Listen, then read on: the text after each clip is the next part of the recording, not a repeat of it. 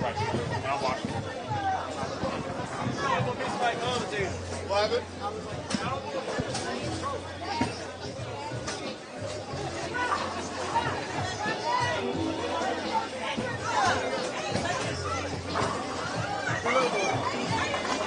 Waiting for him to give us the intro so I can let him start.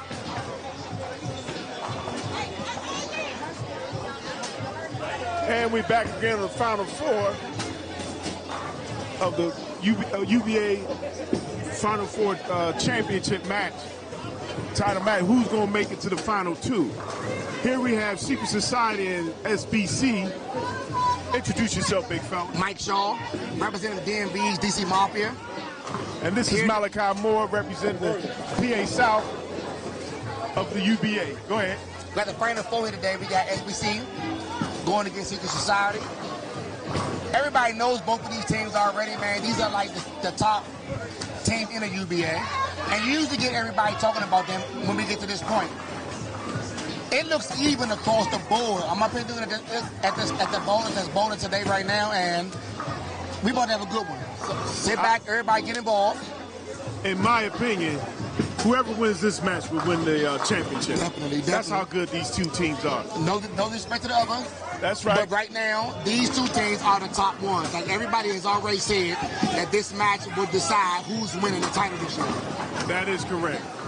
And I see in practice, Ace Austin has already started off real good. He's going to lead this team to victory. What do you say about for SBC? What do you think going to happen with them? Been watching them forever. They got the vet Kenny Lowe on the scratch pair, who's been around forever, and everybody knows Kenny Lowe. They know what Kenny Lowe do on these moments when the lights are bright. They got a few young guys, but those young guys also, in these moments, they step up and they bowl to the caliber that they're supposed to bowl. Well, as you know, as you continue to climb the ladder in the playoffs, pressure bursts pipes. So even though they might be young, that doesn't mean that they won't really recognize the moment. Again, me knowing these bowlers from SBC, I can give you one of those bowlers. Yeah, give me one of them. Lil Rocky Rashawn McCray. When I tell you Shorty's back home can be one of them, he's one of them. But in these moments, he needs his teammates to make sure that he's involved, he's 100% focused, and he stays within the match, because there are times when he gets loose and he will lose it and then he will get lost. And in those moments, then you look for the best to come grab the youngin' to be like, hey, take your time, stay focused, do what we gotta do. All right, but let's see which one of his personalities show up today. Absolutely, We also yes. have one of our guest announcers here, Mr. Sean Dyke Faison. Go ahead, sir. Hey, what's going on? Voice of Choice, Sean Dyke Faison here. Always blessed to be around my boy Malachi Moore. And for the first time, but not the last time, my boy Mike Shaw. How you doing there? I see y'all talking straight business. And will strict business cartel stand on business today? That's the question. Are they going to be standing on business today? Absolutely. But again, even though I know SBC, I've heard a lot about Secret Society. They have my teammate, Miss Carla. So again, it should be a great, great match. There is no automatic winner today. They had to throw the ball to find out who's going to win this match. So let me ask you two gentlemen this specific question. What's the key to this matchup here? On these pair from 55 to 60, these pairs on the lanes hook real hard. What's the key to this match? Well, the key has been to all the matches, and it hasn't happened across all matches, is shot making. You want to make shots. Sometimes you search for $1 and you get nothing in return. And when they keep searching hard for strikes, there's chances for messes to be made and probably not be cleaned up. You want to get X's and slashes and avoid dashes, in my opinion. Okay, now that we got all the practice out the way, let's see how the two scratch pairs line up. On Secret Society's pair, we have Ace Austin II, Bob Moran, and Dave Adams. And who do you have, sir? For SBC, we have leadoff. We have Daquan Tyler, the youngin'. Bowling second, we have Mr. Ant Winston. And the man himself, Kenny Lowe, bowling ankle on the scratch pair. All right, on the first team handicap, we have Dave Knight Jr., Leon Stone, and Michael Taylor. SBC handicap 1, we have the awesomest herself, Tiffany Bell, followed by the Hall of Famer Chris Johnson, and everybody knows Mr. Marcus Bell. And last but not least, on Secret Society's handicap 2 pair, you have Keith Poverty, Robert Perkins, and Bill Ripley. Ace Austin starts off with a strike for the first ball. On the scratch pair handicap 2, we have Lil Rocky Rashawn McCray, followed by Donnell Bell, and the man this weekend, Mr. Daniel Bright. It looks like here Mr. Daquan Tyler came off with a strike on the scratch pair for SBC. So we're going to see how it rolls. Man, Daquan Tyler definitely has been one of the top bowlers for SBC all year from the start to finish. And when I tell you, when I mean young, he's always been confident. You don't find too many young bowlers with that much confidence nowadays, and Daquan Tyler is that bowler. All right, now already on the 2 scratch pairs, which just sets the tone for the match. Looks like SBC and Secret Society, Bob Moran threw a strike in his first ball. Is this yours?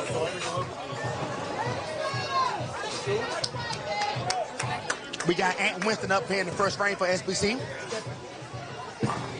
What do you think the keys to the game, Sean Dyke, here, especially in the first game? Well, first game, you guys want, this is a statement game. Much different than a WCS match that's usually best of 7. Not only does your score matter in the first game, but it matters overall. You want to get as many pins. You don't want to leave any food on the plate. You don't want to throw nothing in the trash. And it's also about, even though you want to worry about what the other pair's doing, you got to stay focused on your pair and handle business. Because right now, you could basically give a high-tax loan and lend something to the other pairs if need be. Okay, and Dave Adams strikes for the Secret Society in the first frame. Each roller on Secret Society pairs throwing a strike here. What do you think the keys are once again, sir? Again, spares are important. I think everybody that bowls can always throw strikes, but we also know, as you can see, Kenny Lowe throws a split on his first ball here in game number 1. He got these jitters here, sir. Everybody knows how it goes. Like, you have to make your spares. We all can strike, but again, at the end of the day, match can be decided by anywhere under 30 pins or less. Those can be a few spares here and there from game 1 to start. So I think spares are definitely going to be key because everybody knows everybody can throw strikes. That's true. And then just like SBC won their first round earlier today in a very close matchup, this could be that same type of matchup here. So this is why it's important to pick up your spares in the match. Team chemistry also. I love the energy from teams when you have the carpet getting loud. It's nothing like being able to be able to have the support from the carpet. I think support is also key to having success when you're bowling.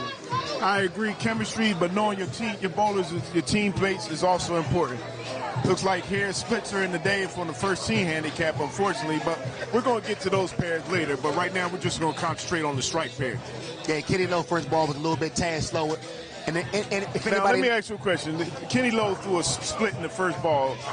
What does that tend to get in a person's mind, or what does that do for his confidence for the rest of the game? I will say the average bowler, yes, that probably will have them doing a lot of thinking, and we all know you don't want to do too much thinking when you're bowling. Could the moment be too big for him? Not Kenny Lowe. I was about to say, as far as Kenny Lowe goes, he's been in several big moments. Kenny Lowe knows what to do and what not to do.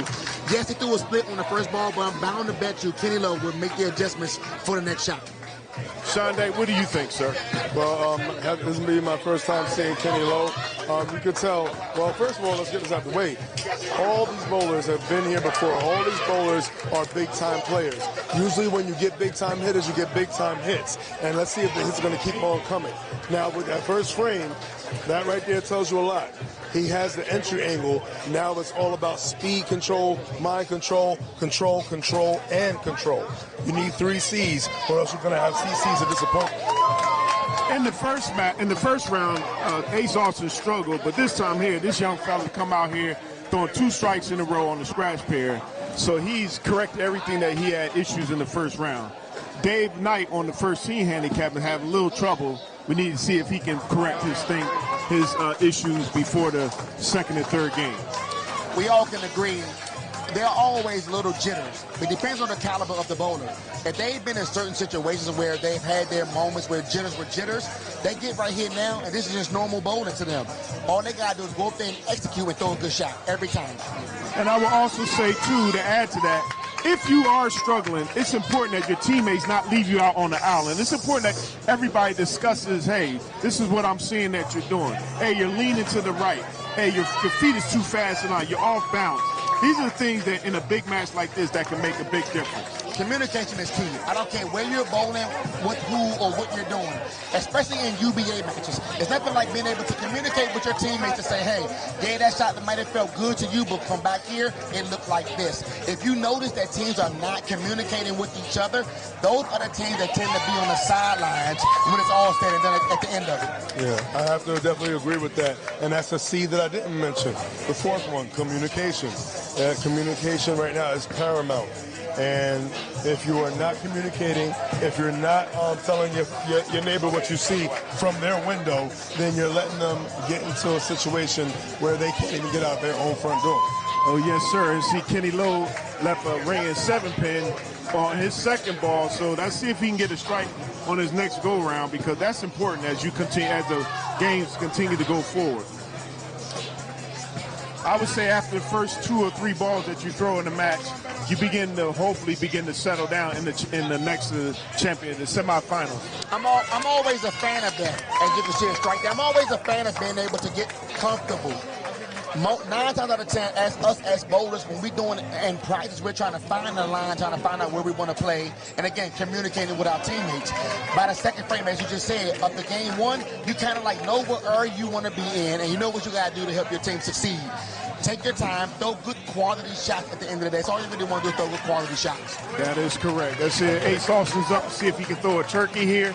He's an outstanding bowler. He could average 250 if he really wanted to. I think he wants to. We both can say that. He definitely wants to. He's seizing the moment. He recognizes the moment, and he's seizing it. And we have our former Mal Williams here. You see what Ace Austin is doing, Mal? That was just some bullshit strike. He just threw one through the face. It's a strike, though, is it not? Yeah, okay. Thank you, Mal. Hey, Mal, it don't matter what it smell like, matter what it look like. Yeah, like I said, Mal called it bullshit, but 10 of them filmed that X up. That's all that matters. Daquan Tyler with his first ball, 3rd frame with the 7 count, after having his opponent across from him go 3 in a row. Yeah, and sometimes even when you have someone who's throwing strikes and you're the first person off the strike to throw a spare, hopefully he picks it up, of course. But if he doesn't pick that up, that can put a little pressure on you. It definitely bothers you because you said to yourself, you thought you had a good look, and now your opponent still has the look. And if you thought your opponent didn't really throw it good and got 10, that put a little bit of pressure on you to make you throw a good shot for your 3rd frame as well, yes. Daquan covers the spare. Picks up the spare. Yeah, right there, the guy with 2 first names, Bob himself, Robert. He's trying to rob hopes and dreams away from Strictly Business. Secret Society is no secret that they're standing on business, but Strictly Business, they know what the assignment is. Just get 1 more than 21. The unique thing about Secret Society is that they've had a lot of bowlers who are injured right now, Troy Lent, you have a couple of players, Donald Powell, a lot of guys who are not able to bowl today, but they're here in support or in spirit. So, and they have Dave Adams anchoring that pair. Can you imagine if Dave Adams was on another pair? Oh my goodness. Secret Society would be even stronger as a team. See his hat moving in the back? Let's see what's happening here. And win with a tad base low through the face. 4.79 right there. Through the face, ball speed. 4.67 rather. Ball speed is definitely important down here to me in Baltimore. Since I've been here, if you're slow with the ball just tends to go through the face. You have to maintain your speed all day. David covered the 7 face. You definitely have to be on your cues, your P's and Q's when you're bowling here. The scratch pair, again, you have no room for error in my full eyes. You have no room for error when you're on the scratch pair. No, you're telling it right, sir. Yeah, right now, you don't. He needs to pick this spare up, even though it's early on, because you do not want Secret Society to run away from you on their scratch pair and get beat by 100 pins. Then you're looking for a phone a friend or something like that to get a clue, right? Again, everybody's always been talking about SBC this. And again, they are from my conference, they are from my area, and I know them. But I've also heard a lot about Secret Society. So guess what? You cannot come into this match thinking that not doing what you have to do is going to be an easy pushover, because before you know it, you'll be down by a lot of pins, and this match will already be decided. That's right. And, you know, Kenny Lowe right there tells everyone he doesn't plan on being low man. Starts with open, gets a spare, makes an adjustment, and strikes. You got to keep your composure as well. Only problem is that they have an opening on that for E, so they gotta become aware of what's going to happen. You don't want that bleeding to begin to get even worse. Definitely don't. You know, the difference between a deep gash and a paper cut. And right now, they're trying to just put a little peroxide on it. They don't want it to burn. And if it burns, it's going to be like fire, just like that shot was thrown right there by the lefty right there. Daquan Tyler, DT, striking in due time. He's trying to lead his team to victory. So again, right now he doesn't have any opens. Man, today. Let's see what Ace Austin does. See if he can throw a four back. Ace Austin been right there with him all day to start. Good off his hand. Ooh, got he got a split. Little bit too fast. A little bit too far. No, he didn't follow through all the way. Missed it at the bottom. That ball off his hand. Right. He normally finishes real good. Not worried about it. Six Society is still going to, I think, win this match. Agreed. Everybody already knows when you start these matches, you always say to yourself, you look at the 9 from both teams, and you say to yourself, who's going to do what? As wins the trip to 4-pin. You always say to yourself, who's going to do what? And you look at prices, and you look at the bones, and you always say how it goes. Again, the caliber of both of these teams is high. Again, we all agree. Ooh, Ace also almost picked up that. We all agree the winner of this match most likely will win the title this year, but you never know. But again, this is the match to be paying the most attention to. Kenny Lowe with a 9-pin with a great ball just now. Mr. Kenny Lowe, unfortunately, throws a 9 count. What was you saying about Kenny Lowe again? Again, Kenny Lowe's one of them. When you hear about those bowlers who's been around throwing the ball really good for years, Kenny Lowe's one of those bowlers. Everywhere bowling, doing everything, bowling on all kinds of shots. Kenny Lowe is one of those bowlers. Even though Bob is going to make everybody bowl there with another strike at Secret Society will definitely make you bowl whether you want to or not. They're not going to take their foot off the pedal until the match is over. So SBC is going to beat them. They have to beat them on every time they throw the ball. Every pin counts. I mean, I think it's every match when you hear in these playoff matches, especially when you get to the Final Four, every pin counts. So you want to take your time and throw good quality shots to make sure if you don't strike, you leave yourself a makeable spare to get the total pins you can get. One thing's for sure, nobody's running away with nothing in this match. I definitely agree with that. I don't see it run away. I see it as a dance that's going to go with a non-stop playlist. And Dave Adams leads a 7-10 split, unfortunately. Go ahead, Shonda. I'm sorry. No. Don't do not be sorry. It's fast and furious out here. And like I said, it's going to be a back and forth. They're not going to miss the pocket much. Only way you miss the pockets if you're searching for a strike. Definitely. He found pocket. Unfortunately, he found some 2 unwanted house guests in the form of 7 and Big 10. Well, let's see if Ace Austin can get back on track this next ball.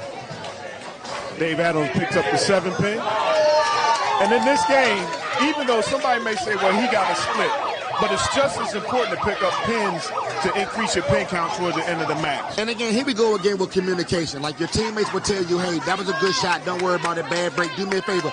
Make sure you get a pin. Because every pin counts in these type of matches. And Ace Austin comes back with a strike. I wouldn't be surprised if he goes off the sheet and strikes the rest of the way. Again, Ace has a really, really good look on this end. The high end tends to play a little tighter. And the straighter that he plays, that line will definitely hold for him. So I agree with you on that part as well. He's so talented. He can move to his left and still make that ball come back to the pocket. If need be. But the way it look right now, he ain't got to do that no time soon. If he stays right where he's at, you're right. Yeah, if he stays right where he's at right now, we'll see plenty more strikes. And Mr. Daquan, once again, throwing the strike.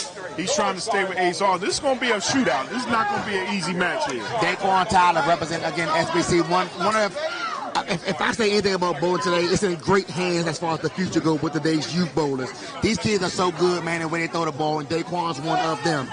21 years old, he throws the ball. You would think he's been bowling forever. Shorty has been here before on this earth when it comes to bowling. And Bob throws another strike. He has a turkey. Let's see if let me see, Dave Adams can get back on track. What do you think Dave has to do, or did he just have to continue to follow through? Well, as we watch Mr. Winston over here, Winston Jr., and he leaves a ring in 10 pin. Yeah, definitely. He doesn't idolize that shot, even though he threw that idle down the lane, and unfortunately, he didn't take it out. So now Dave Adams, who said what he has to do to get back on track, stay the course. You don't work the first 2 frames. You have to keep your eyes. Most changes are not always maximum, but it can be minimal. And it's always about that one little piece. Let's see if he finds that missing piece here on this shot. And Dave Adams still comes back with a strike. One of the things that we've noticed in these matches is that whenever your opponent throws a split, you want to make sure that you try to capitalize on it. You do not want to throw a split at the same time that your opponent does, which can also make a difference in terms of your team moving ahead in pin count. Yeah, exactly. Similar to what we saw about, I want to say 4th frame, when the leadoff bowler, Ace, left that split, and then Daquan jumped right on that. You see those opportunities, and if a horse stays still, jump on it and ride and see what happens. You know. And now Daquan is going to have to throw a strike here on his next ball to even match what Ace Austin did. Yeah, and it's all about decision making when going for your splits. Do you want to be the hero, or do you want to just avoid potentially getting 0? You know, sometimes going for the split is not always the best option. And not leaving the split is the best option if you want to be victorious, as did from Mr. Anthony Winston just threw a strike here. So let's see if we can come back and make a difference here. So, Mike, we talked about Ace, his little gastrointestinal situation, that little hiccup he had frame 4, and it seems that he jumped back on. But also we saw his match play situation jump on it well. Does Ace stay the course, or does he keep his eyes open a little more to watch the changes? The little bit I know about Ace, I'm going to say he's going to stay the course. Everybody has their hiccup moments. But the thing about the hiccup moments, you get focused, and if your teammates are talking to you, you're focused. They're telling you that, hey, that was a little hiccup. Don't worry about it. Get back on. And as you can see, he's right back striking. Yep. Daquan throws another one himself. That's right. Now, good point there, Mr. Shaw. But the youngster right there, the lefty, Daquan Tyler, right now from Strictly Business Cartel. And I believe you mentioned Daquan being one of the youth bowlers. Yeah. And you're right. When I think of the great young lefties, I think about BC Crew and the son of the legend himself, Mr. Devin Flowers. And Ace also comes back with a double. Ace right back with a double. My question to you, gentlemen, is this. Just like in any sport, you always have it where experience can actually bring you to win the day. I know that SBC has a lot of youth bowlers that look very well at this point in time, but as the match goes on, transition makes a difference. Being able to, your communication, being on this stage. I'm sure these gentlemen, by being so young, they haven't been on the stage before. And as the match goes on, it's easy to start off good, but then the question becomes, how do you finish the match as the match goes further? What do you think about, do you think that SBC will be able to maintain their focus throughout this game? Bob with a 7 count there. So, yes, what I'll say about that is the one thing about SBC, as far as me knowing them, communication is key. Yes, Daquan is one of the young bowlers in our area that's throwing the ball really good. And you're right. He can come out the gate like he's doing now. He's striking. But let's just say game 2, the transition, he doesn't have it there.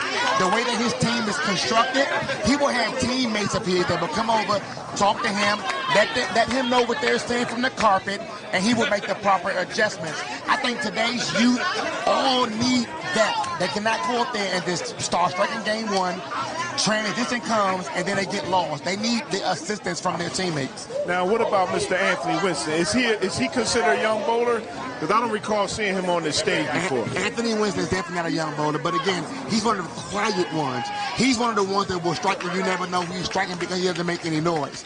But again, the way their team is constructed, they will definitely have people who will be there to help them. But Anthony Winston, somewhat of a semi-veteran, yes. Yeah, very good. Kenny Lowe right there, making a little DJ situation of mixing. And you know, one thing about putting your youth bowlers in a situation like this is another example of something else that a team needs to win. And that's trust. You have to trust that you know you made the best decision for the situation. And it shows that they see a lot of things in this young raw talent that is Daquan Tyler by putting him in potentially the situation that will make or break. No, the only true spirit that's broken is the spirit that does not try to thrive. And they're thriving and they're trusting in that young talent. Well, they're going to have to continue to bowl like this and be able to make the transition as well as keep their confidence up and trust what they see. Let's see how, right now, it's a close match all the way through. The question becomes now, can Secret Society get back on their strike game as they did earlier? Great point. And you hear SBC rallying, the sirens are up, and they're trying to make it a crime scene. Gunshot. They're trying to do something here. And let's see what happens here with Mr. Adams. He converts that spare, and he is all over the double wood. Makeables yet missables. Thankfully, he did not miss. That's right. That's a mother-in-law. Ace Austin's up. Let's see if he can throw a turkey in. So they're coming up on the 7th frame right now on the scratch pair. Secret Society at 348, SBC at 326. And Ace Austin throws a triple again. Again, he's a striking machine, baby. Again, when you asked me the question earlier, was Ace going to continue striking after the hiccup, and I told you I really believe he was. I watched him in practice like we all did. Even this game, that one hiccup, we all felt it was like a little off shot, but he was already really lined up and knew what area he needed to be in to strike. So yeah, I got Ace throwing a lot of them today. Yeah, exactly. There was a hiccup, but thankfully he's not throwing up, and he's only throwing strikes to make up for that. So Daquan Tyler throws another strike. Go ahead, sir. Yeah, man, Daquan Tyler. Hey, anytime you interrupt me to talk about him, it's okay. It's okay. And they're letting Daquan know that young bull, you keep doing something. Shout out to my guys in Philly, all my young bull. Again, I gave Daquan Tyler that 21-year-old young boy, but man, he carries himself like such an old head. Yeah, he loves his moments like this where he's able to talk his trash and let everybody know, guess what? I meant Ball with a 10 pushback. Daquan loves the atmosphere. He loves these big moments. Even at 21 years old, again, he wants these moments for himself. He wants these moments. I hear what you're saying. So basically, it's like he paid in full. He loved the game. 1,000%. He loved the hustle. Daquan Tyler wants to be here right now. Now, just to add a little extra caveat to this, one of the things that about being in a match, like just being in the match, is a huge thing. The other thing is you have to look at is who's okay. Oh, he just Mr. Winston left ring 10 pin. Sometimes you can build your legacy just from being in these matches. So it's not what you've done previously in your bowling career. It's all what matters what you do right now. You have bowlers nowadays where, again, the earlier match, the crowd wasn't probably like this. It probably was a little quieter, and you felt more comfortable throwing the ball. Here in the Final Four, yes, you can tell it's more bowlers down here. It's louder down here. The atmosphere is different. How are you able to handle these particular situations is really the key in these matches. Yeah, it's all about championship poise, and I'll definitely say that. Even though we saw Mr. Winston right there, A-Dub, he left the ring in 10 pin. He knows he threw a good shot. I feel, in terms of mental capacity, stay in the fact that you threw a good shot. And once again, he threw a spare. The question is, can Secret Society hold on and get back on their strike game?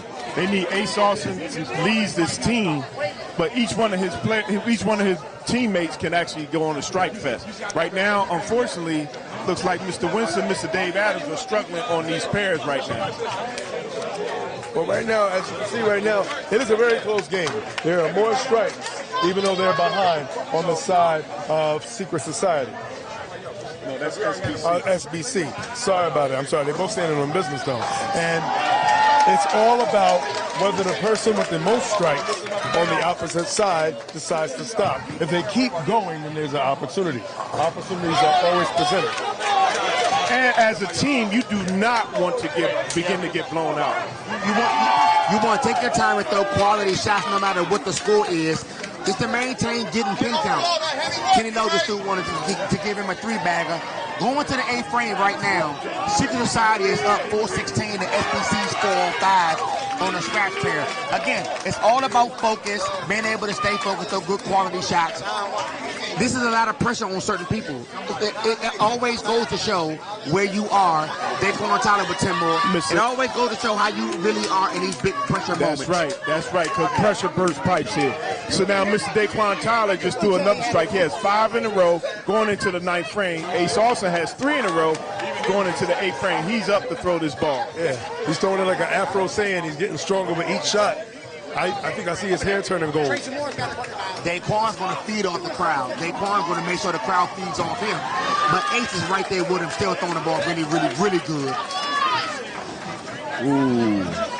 Ace also with a 7 count.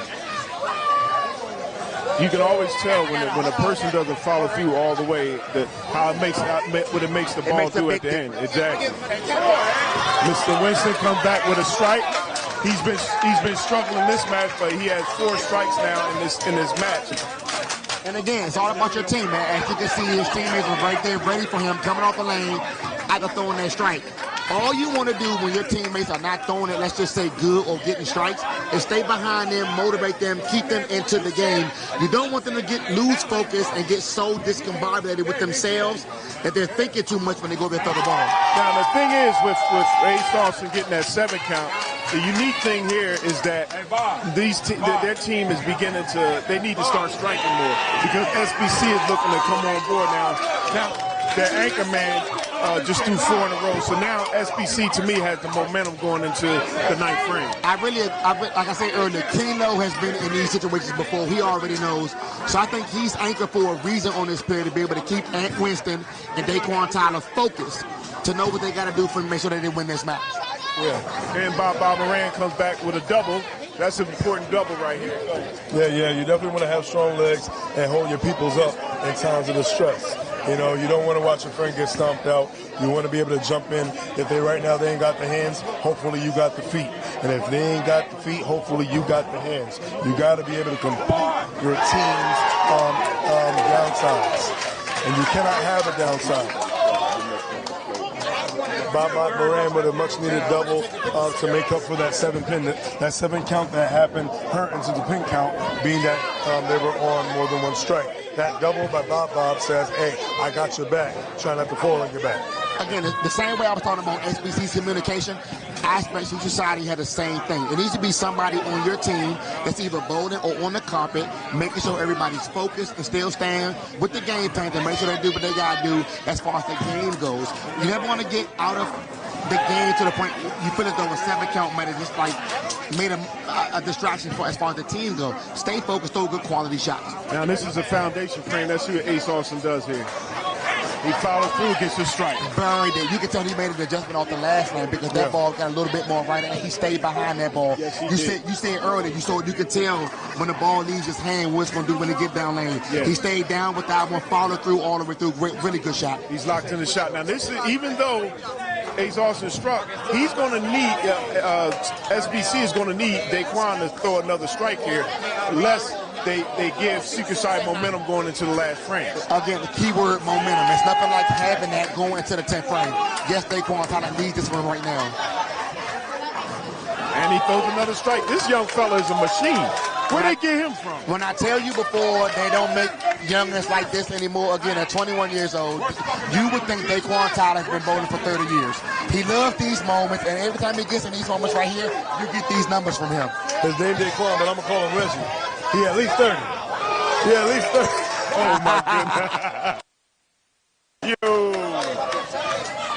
But we all saw what Reggie did in the 4th part of that franchise. That's correct. Well, the question now is, who's going to finish this game strong? This is a close matchup. Nobody's giving anything. Mr. Winston with a ringing 10 pin. So, you need this frame as a foundational frame going into the 10th frame to give yourself a chance in terms of scoring wise. When we started earlier, we all said spares make a huge difference. Yes, Ant Winston has the ball get into the pocket, He's leaving a couple 10 pins, but he's making them. At the same token, his teammates at some point needs to come to him and say, hey, maybe we got to make some kind of adjustment because at this rate, you're going to keep leaving 10 pins, getting the ball to the pocket like that. That's correct. And now Bob on a triple, is as he threw his ball, Secret Society is making a push for this last and final frame. The question is, can they close it out? Dave Adams is not struggling, but he's not at his very best at the moment. So he's going to have to double up here. Definitely a great shot by Bob to count 30 going to the 10th frame because you need it. Even though Daquan's counting 30 going in too, Secret Society right now needs every possible pin count they can get going to the 10th frame. Yes, they need to be able to go. And Dave Adams gets a ringing 10 pin. That's not a ringing endorsement here. Speaking of endorsements and honorable mentions, Chris Tremaine just shot 300 for Trainwreck, who has been running through competition and had a little bit of foresight. Trainwreck, man, Trainwreck. Yeah, have a little foresight. One of these teams, should they win, they have to look at the seemingly hot and almost unstoppable Trainwreck this playoffs. You got to be also keeping a little eye in your peripheral over what's the next seed. And Mr. Kenny Lowe throws another strike. He has 5 in a row going into the 10th frame. So looks like Bob Moran is the only one that can potentially get add 30 his first ball he throws in the 10th frame. So let's see what happens here. Definitely a big ball by Kenny to help SBC get a little bit of advantage going to the 10th frame. Definitely a big shot. Going to the 10th frame right now, we have SBC at 565. Secret Society at 553 going into the 10th frame. Those people who come into this 10th frame with trios can make the world of a difference in terms of the final score. So, like I said, we was talking earlier, here's a pressure moment. Yes, Daquan Tyler's been throwing them all day, but again, at 21 years old, you're in the 10th frame of game 1 of the Final Four. I'm thinking that he's like a Deion Sanders, has no fear, just playing. Oh, 7 pin. Ace Austin got robbed on that ball. Great ball by Ace. That 7 pin ain't falling. But again, Daquan Tyler, man, today's youth, I love you all. You all are so involved in bowling. Y'all giving it y'all all. The sport is in great hands with these youth bowlers. And Daquan Tyler right now is one of those bowlers. Let's see if he throws a strike here. If he throws a strike here, he's going to lead his team to victory on the scratch pair.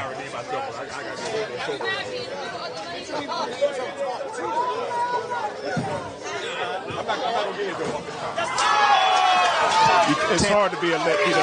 Man, everybody know how it is to be a left-hander. Daquan Tyler get 10 of them back there for the first ball in the 10th. He down 200. Rocky was 79.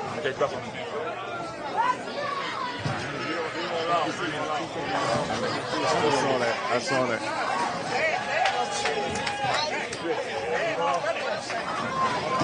Ace covered his space, so we got Ace coming up on this field ball here in the 10th frame. And Daquan Tyler throwing his second ball in the 10th on 277 pace. And Daquan missed the handpin. Missed a bad A count by Daquan Tyler. But he still can finish with a 265. Still throw a great game.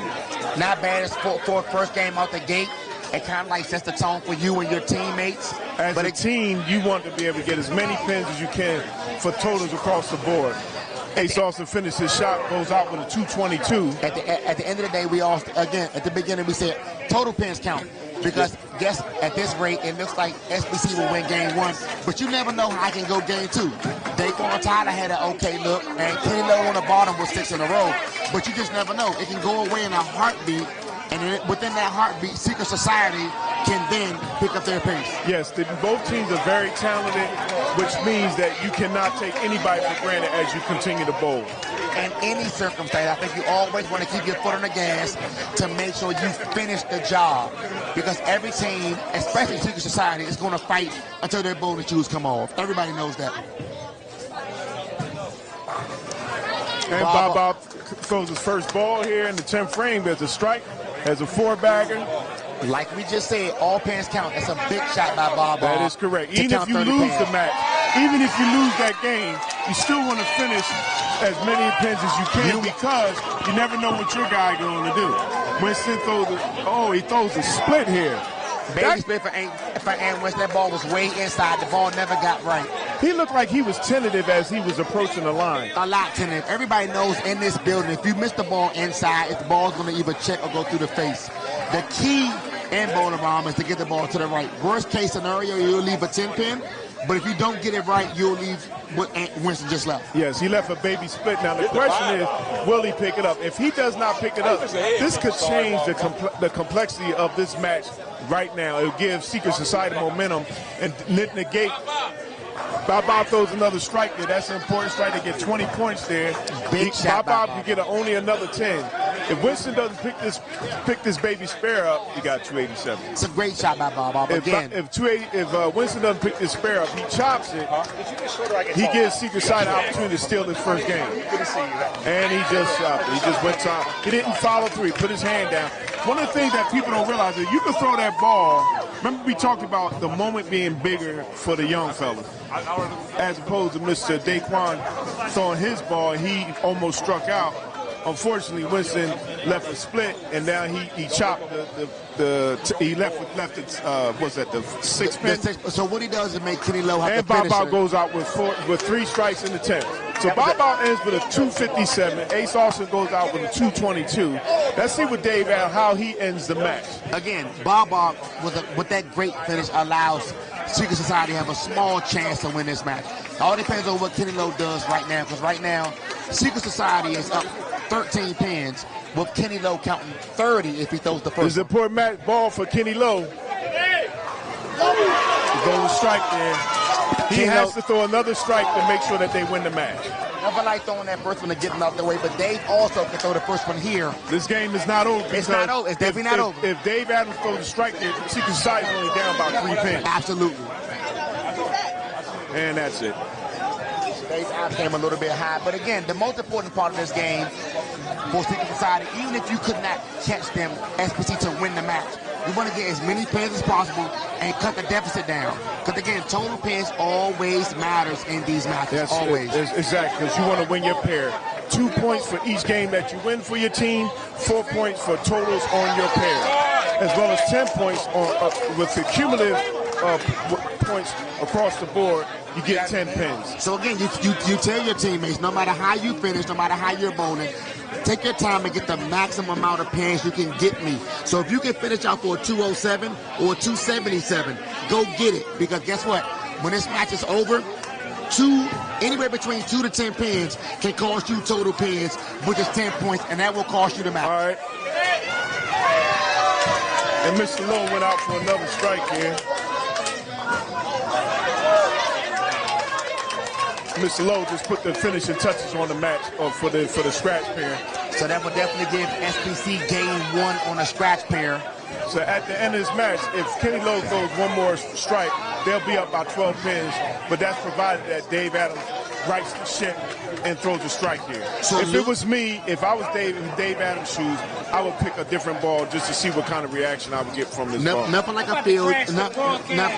a field shot to possibly get a different look, but at the same token, as your team bowled to lose by 12 pins, that's not bad. That's not bad, considering it could have been a lot worse. So the question becomes. So I got a question for you. Go ahead, sir. So yes, SBC wins this match. Daquan Tyler going 65, Kenny Lowe going 47, but Ant Winston went 178. If this was your team, do your team have a conversation about actually subbing Ant Winston, or do your team continue going with Daquan and Kenny the way they bowl? Being as though his average is 242, that would signify to me that he has experience in making adjustments in the game. I personally think that they need to start talking to him about, look, you had 1, 2, 3, 4, 9 counts in that match.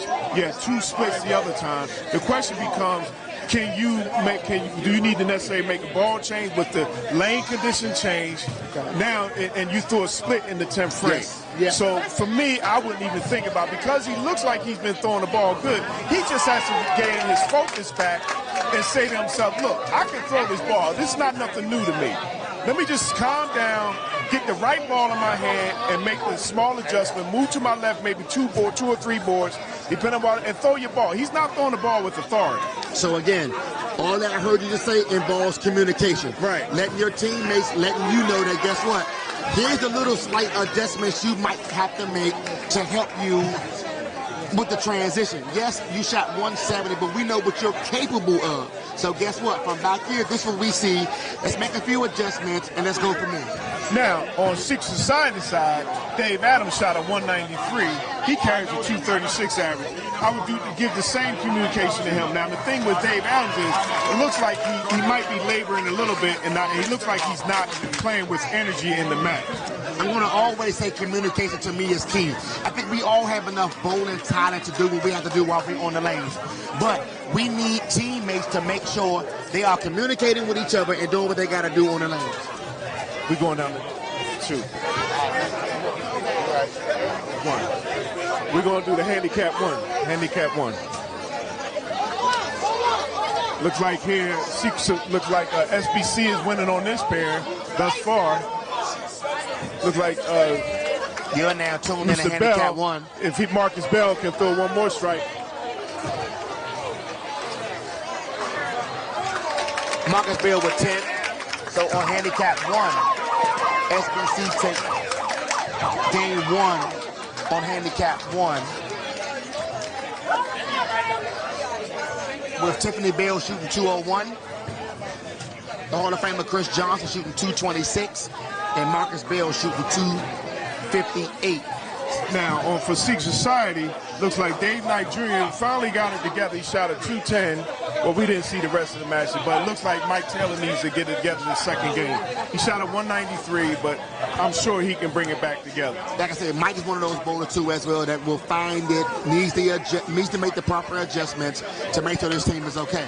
It's all about adjustments after when you're doing this, because you can have a great line in game 1, let's just say 7 frames, but when you get to that 8th frame, the transition has hit, and then you got to make the proper adjustments to continue scoring for your team. Exactly, and then what happens is in this final game, that's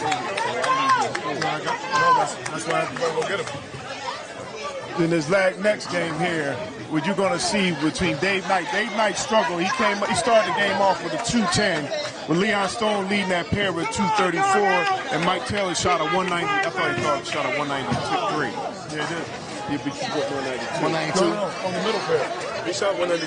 No, he shot 193. I thought it was 183. It was 193. He had 172. No, it's 193. I thought it was 3. It was 193. We ain't going to reach 193 was over it. Trust me, it was 193. Have them check it out. That's all. Have them check it out. Yeah, have them check it out, but it was 193. So we got a 9-pin and a 7-pin here. David Knight Jr. waits first ball. In game number 2, he goes 7-pin spare. Now, the unique thing here with Dave Knight is that he's a lefty, just like Mr. Tyler, but he's struggling a little bit because I don't think he's following through on the shot, or it could be the ball. I always feel as though with lefties, while you've been over there by yourself, it's you. So even though no matter what ball you're throwing, if that ball is striking, it still could be the wrong ball for you, to the point come game 2 or even a transition, it starts to break down too much for you. Whereas the ball you threw in the beginning might have been too much of a bowling ball for you in the early stages. And Leon Stone leads a ringing 10-pin. Ball is really good off his hand, though. Yes, really, he's throwing the old ball, the purple item. So definitely was a 192 for Leon Stone in game number 1. Got the Hall of Famer Chris Johnson up, who throws 10 back for SBC in game number 2 in the first frame for CJ Chris Johnson. Lane 57. Go ahead. And this is early on. This is a big pickup. If Leon Stone needs to pick up the 10-pin. He generally picks it up every time he throws, but you can never take anything for granted. Never. 10-pin spare made there, but again, even with SBC winning the first game here on handicap 1, Secret Society is still tough. You can't take that for granted. You have to stay focused, if you ask me. You'll hear people say keep your foot on the gas to make sure you continue doing what you're doing. I think it's more of a focus factor, because Secret Society is not one of these pushover teams that you're just going to run over. Exactly. You either going to have to bring it or you stay home. And Michael Taylor right there starts off game number 2 with a strike here in the first frame. Marcus Bell will be the anchor bowler here on handicap 1 for SBC. Marcus Bell shot real good the first game. Question is, can he and the second bowler continue on and lead his team on to victory?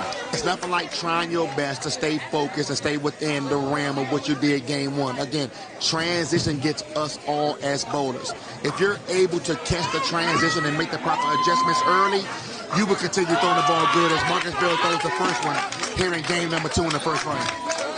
It's going to be big question is, can you keep it up? Again, that's the most important part. Like you say to yourself, you can see it and it looks good, but by frame number 4, as Tip Bell comes in a little high for a 9 count, by frame 4, the transition might hit and that shot you've been throwing all day might either fan out on you and don't move, or it might check too much. Now here comes the adjustments. How are you in the adjustment moments? That is correct. Let's see, Dave Knight needs to begin to start making a string of strikes. He needs to start showing why he's one of the best lefties in the game. Well, what he did right there, he caught me off guard. He wouldn't have got a pin on the gutter. I didn't know what was happening, but again, you are absolutely right. Dave throws it good from that side. Everybody has their beliefs about lefties, but Dave's different if you ask me. Yes. Stays behind the ball really good, rolls the ball really good, don't leave too many corner pins. Throws the ball really good. Tip Bell covers the spare here in frame number 2. And just so everybody knows, he's going up against a 3-time Rodman champion from TNBA, Miss Tiffany Bell.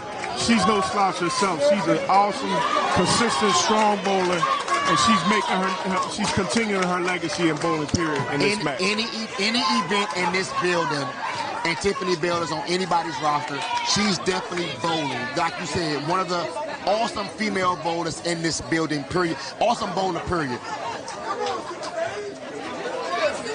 Super Dave ain't bowling super right now. We have a correction on that thing. It is 192 for the end of that. Oh, 193? No, I'm talking about the middle pair. Yeah, it was handicap. Okay, 192. Okay. Yeah, so as you are right now, the Hall of Famer Chris Johnson up frame number 2 for strike game number 1 with the SBC. Tiffany Bell shot 201. Chris Johnson shot 226. Marcus Bell shot 258. 685 scratch with their pins. They shot 710. David Knight shot 210. Leon Stone shot 234. Michael Taylor shot 192. 636. With they shot 650. They got a little bit of ground to make up, but again, it's secret society. Don't get it twisted. This is what they do. They can definitely make this up in no time. Secret Society's down on 60 pins on the first team handicap.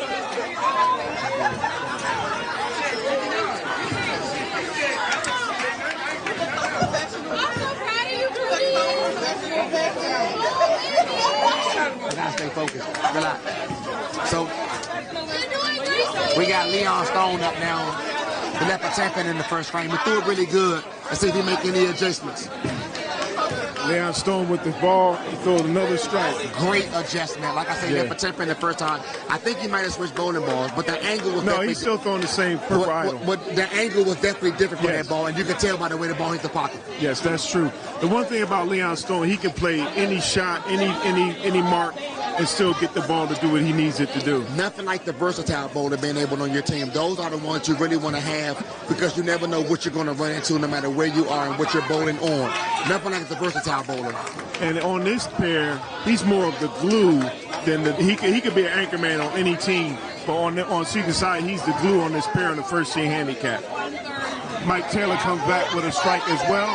So now Secret Society is trying to right the ship here. They lost by 60 in the first game on the first team handicap. The question is, can they make up, can they win this second game as well as, in addition to winning the second game, they need to also chop away at the total wood, which is 60 right now. And again, knowing what you lost the first game by, again, you just want to stay focused and throw good quality shots. Marcus Bell throws a strike here in frame number 2 for a double. All you want to do is stay focused. You don't want to let the match or the game on your pair get out of hand, whereas now you're reaching or you're trying to do too much. You take your time, you throw good quality shots. The scoreboard will take care of itself. Now, I'm going to say this here. Sometimes the moment can be bigger than you if you allow the crowd noise to get you. We both know at this level in the playoffs, the crowd is going to be the extra player in the game. They're going to be trying to make all kind of noise to break the concentration of the bowler of the opposite team. It's definitely loud here. SBC, Secret Society, everybody's cheering for their teams. But again, do you have the mental strength to be able to be up on the approach, stay focused, and throw a good quality shot? Because you could be lined up, get ready to throw your ball, and somebody can strike on another pair, and the crowd gets loud. Does that bother you, or are you able to follow through and still throw a good quality shot? Yes, can you maintain your focus one shot at a time? Because that's all that's going to matter at this point. Dave Knight throws the ball, and these are 7 count. A little bit fast. He does not seem to be locked into the match. Tiffany Bell, on the other hand, is leaving ringing. She's leaving almost as if she's playing no tap.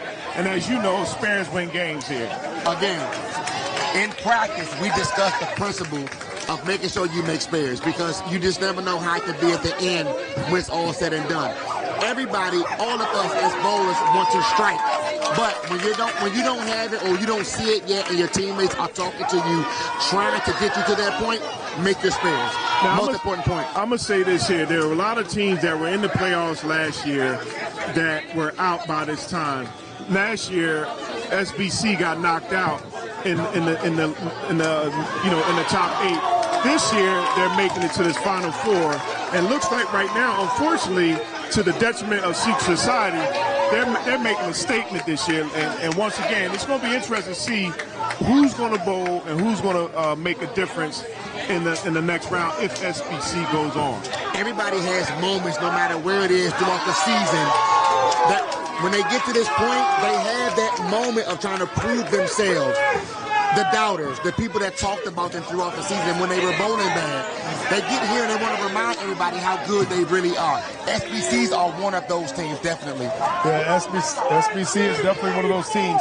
And what proves it is the fact that they now hold a 223-pin overall lead on Secret Society. And to do that against Secret Society is huge.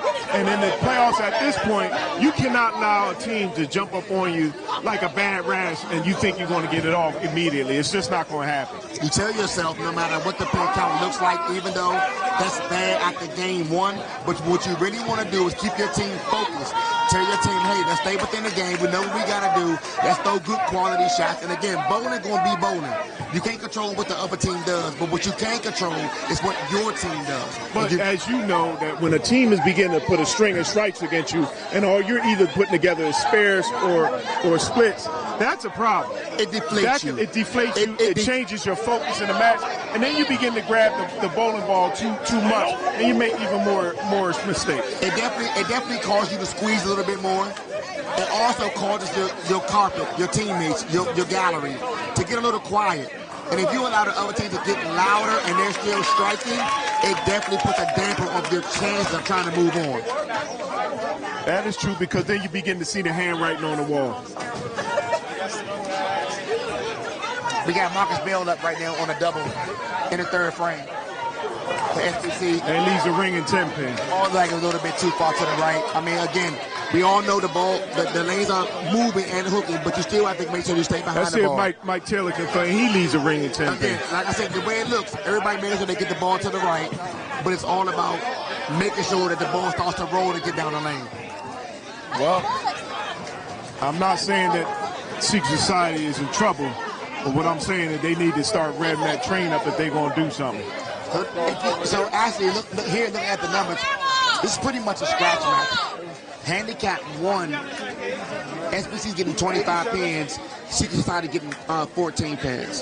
Handicap 2, Secret Society's getting 27 pins, and SBC's getting 10 pins. Almost like a scratch match, actually. It looked like a scratch match, just a matter of who makes a mistake, either throwing a spare or who throws more strikes than another team.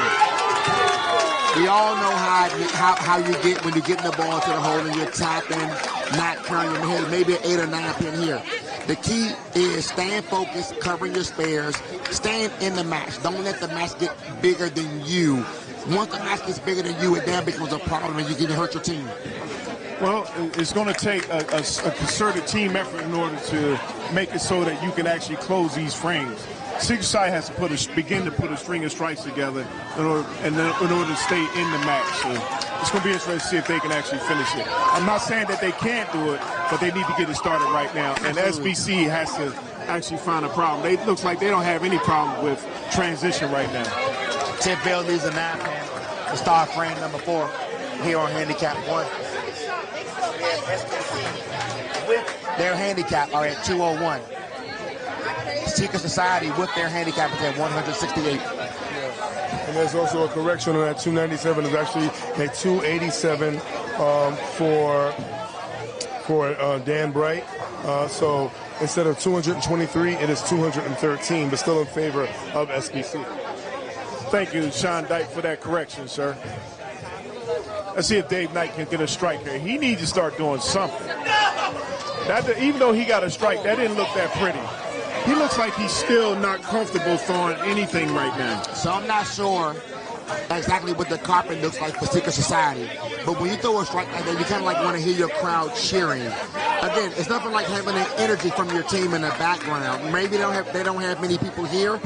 Maybe this is how they are. But we all know Secret Society is not going to give up until their bonus shoes come off. Yeah, you're right. And you mentioned the noise, but we all know the loudest noise can be silence. And you want the silence to come from your opposing side, not on your side. And right now, things are on the side of handicap pair 1. Handicap pair 1 for SBC. They started off beating them by 60 pins, 710 to 650. And what you want is to keep that advantage. You don't want to give anything back if you're SBC. It's nothing like staying focused, keeping your foot on the gas, but at the same token, you still steady yourselves. The match is not over.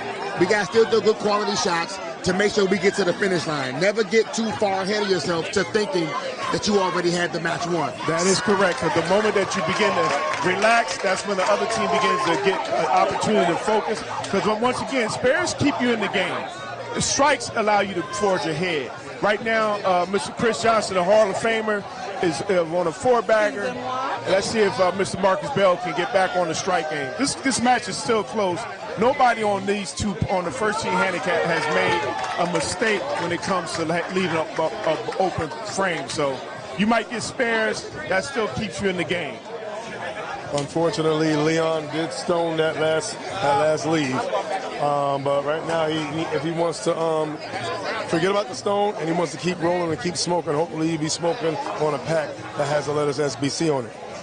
To me, again, I think Secret Society is one of those teams you cannot just play with. Like, you really, really have to make sure you still executing as SBC, because slowly but surely we get 10 right there. You can get Secret Society to be right back in this game in a heartbeat. And again, the caliber of team they are, you don't want to give them that possible momentum to get back into this match. Hey, I definitely agree with that. And the brain himself always say, you gotta pay attention to transition. You're someone that's always thinking on the lanes. And one thing you have to always keep in mind is that the name Bell rings bells when it comes to the DMV. If you don't know Bell, then you ain't in the bowling alley if you're in the DMV or in most parts of the north. That is true. Marcus Bell is that guy.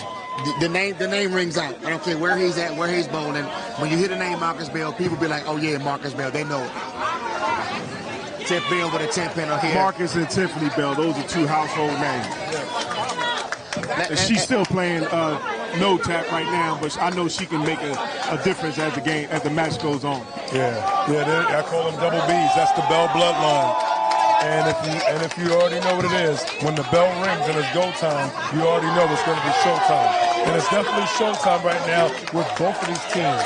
Both teams throwing haymakers, reminiscent of Rocky IV, no blocking, a whole lot of swelling. Yeah, this match, unfortunately, is not looking too good for Secret Society.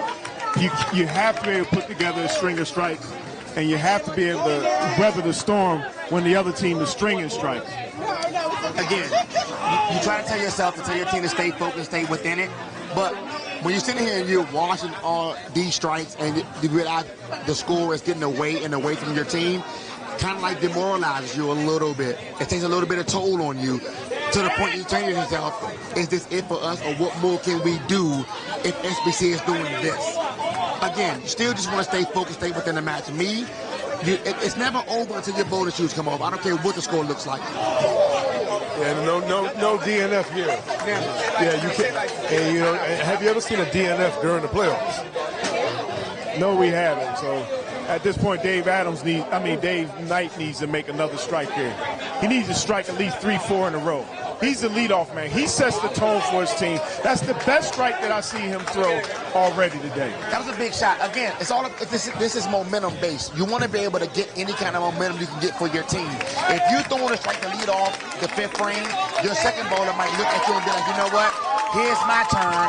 Let me get a strike because you know what? We're not out this match yet. We still have a chance. And that's all you want at the end of the day is a chance. That's right. And your leadoff man sets the energy tone as well as the score. He sets the table for your team.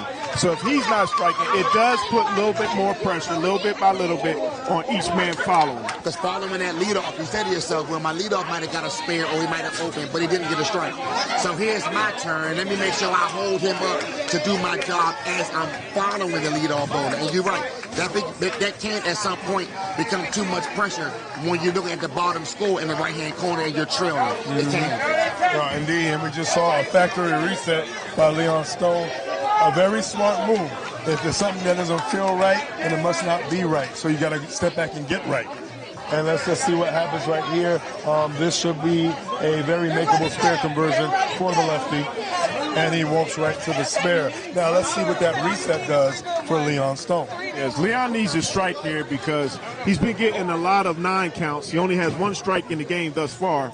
And he needs to get a strike. He leaves a ring in 10-pin. I know that has to be frustrating, but he has to maintain his focus no matter what, because you always want to give yourself an opportunity to help your team to win. They're not that far behind. They're a little bit behind, almost about 50 or 60 sticks. But the question is, can they regroup and do what they need to do? Again, we always say as bowlers, we know what our equipment does. We're on the lane and we see what's happening. But again, the key word today to me is going to be communication. Your teammates will go up there and they will let Leon know, hey, the last 2-3 shots are getting to the pocket, but you're not carrying the 10-pin. What kind of adjustments are you about to make? Because what I cannot have you do is continuously throw that good shot for the rest of the game and not carry the 10-pin. We have to make adjustments to carry the 10-pin. And this is where knowing your equipment and getting your equipment prepared before the match, you want to know if your bowling balls were baked, or did you get them resurfaced? What did you clean your ball with? When was the last time? What can your ball do? Some people leave lane shine on their ball, and then when you get on lanes that are conditioned where there's a little bit heavier oil than normal, your ball's not going to perform like you normally would. And if I could point to that, a good strategy a lot of times is keeping 3 of the same surfaces, but keeping them fresh from game to game, because it's not always that the lane change. As you pick things up, things stay with you. That be a little bit of that Crisco. Absolutely. And you know what? Every different batch of chicken that you fry has a different feel. So a lot of times you keep your pieces fresh. You will keep your meal fresh. Yes, but it also goes to knowing your equipment. What's the cover stop?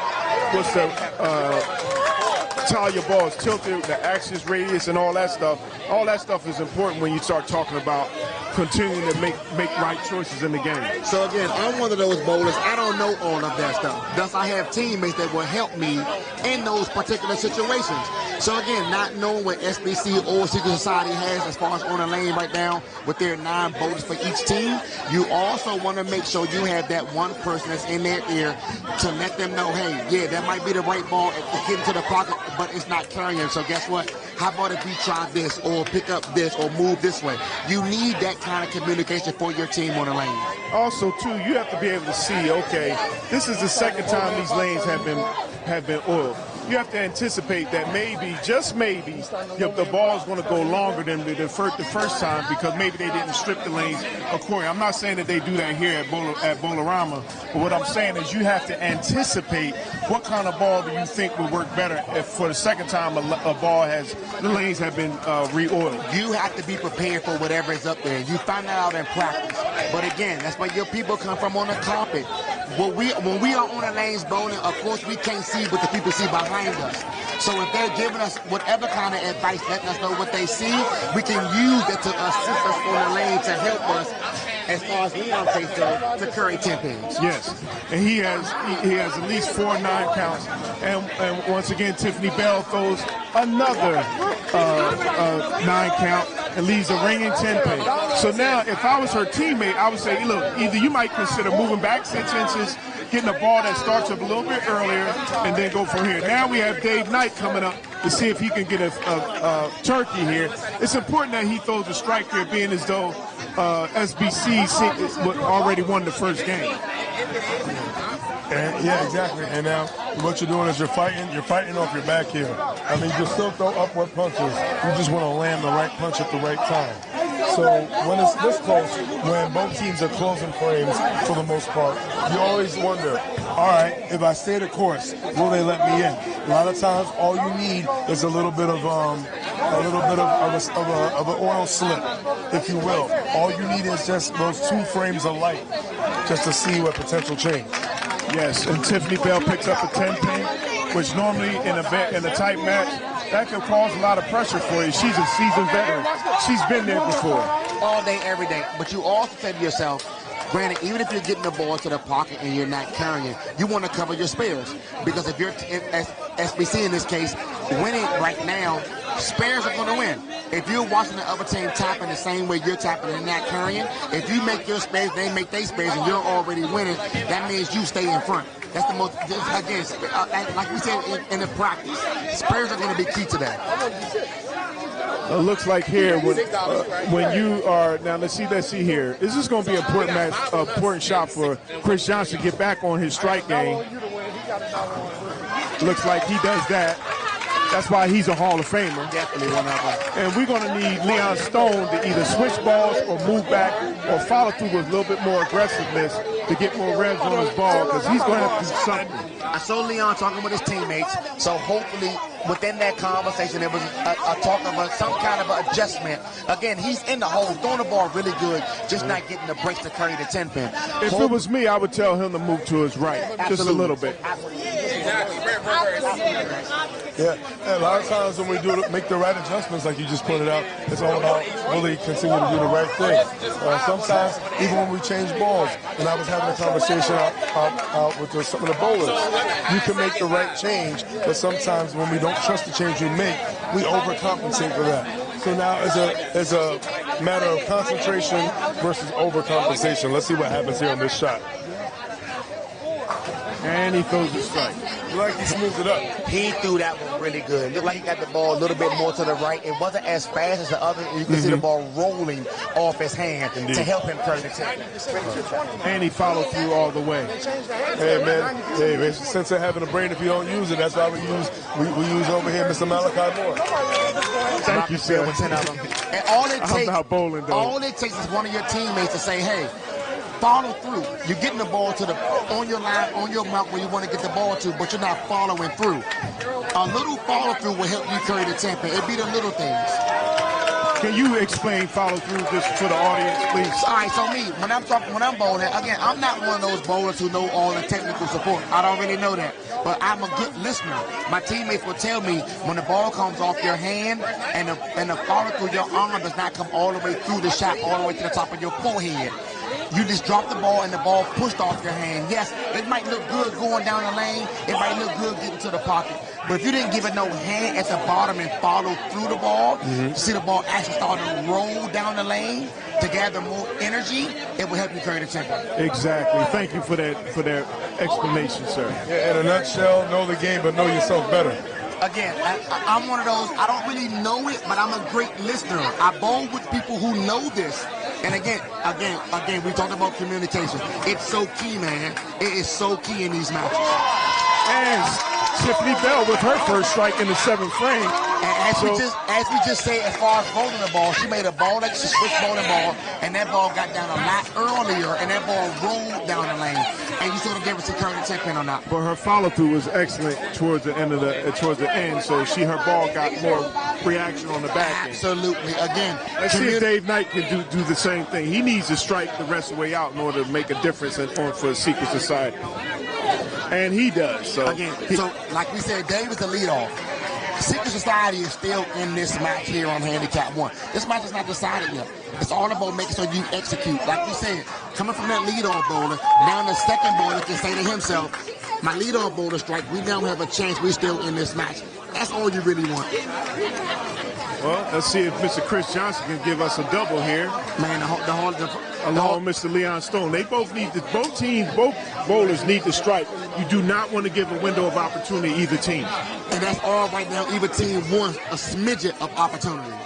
And Mr. Johnson, Chris Johnson, the Hall of Famer, throws a double after throwing the first four in the beginning of the game. So yeah, he's back on track. He's a lefty. Lefties always make it look good, but at the end of the day, you still got to roll it and execute. The Hall of Famer's going to execute. Now we need to see Leon, again, his last frame, he threw a good shot and got a strike. Let's make sure he stays on track as well. Yeah, and we're looking at Marcus Bella. Started off with 258, and he's on 279 pace. I think he understands the assignment. I think he came prepared for this match. Last year, Marcus Bell didn't bowl as good, but this year he's tearing the lanes up. He's making a difference in this match right here.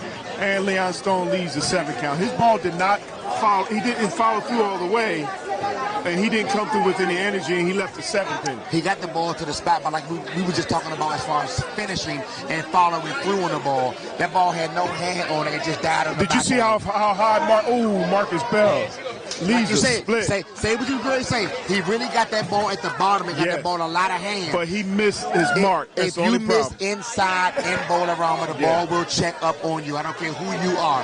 And that was a prime example of that moment just now. Now the thing here is Marcus Bell can still pick that spare up.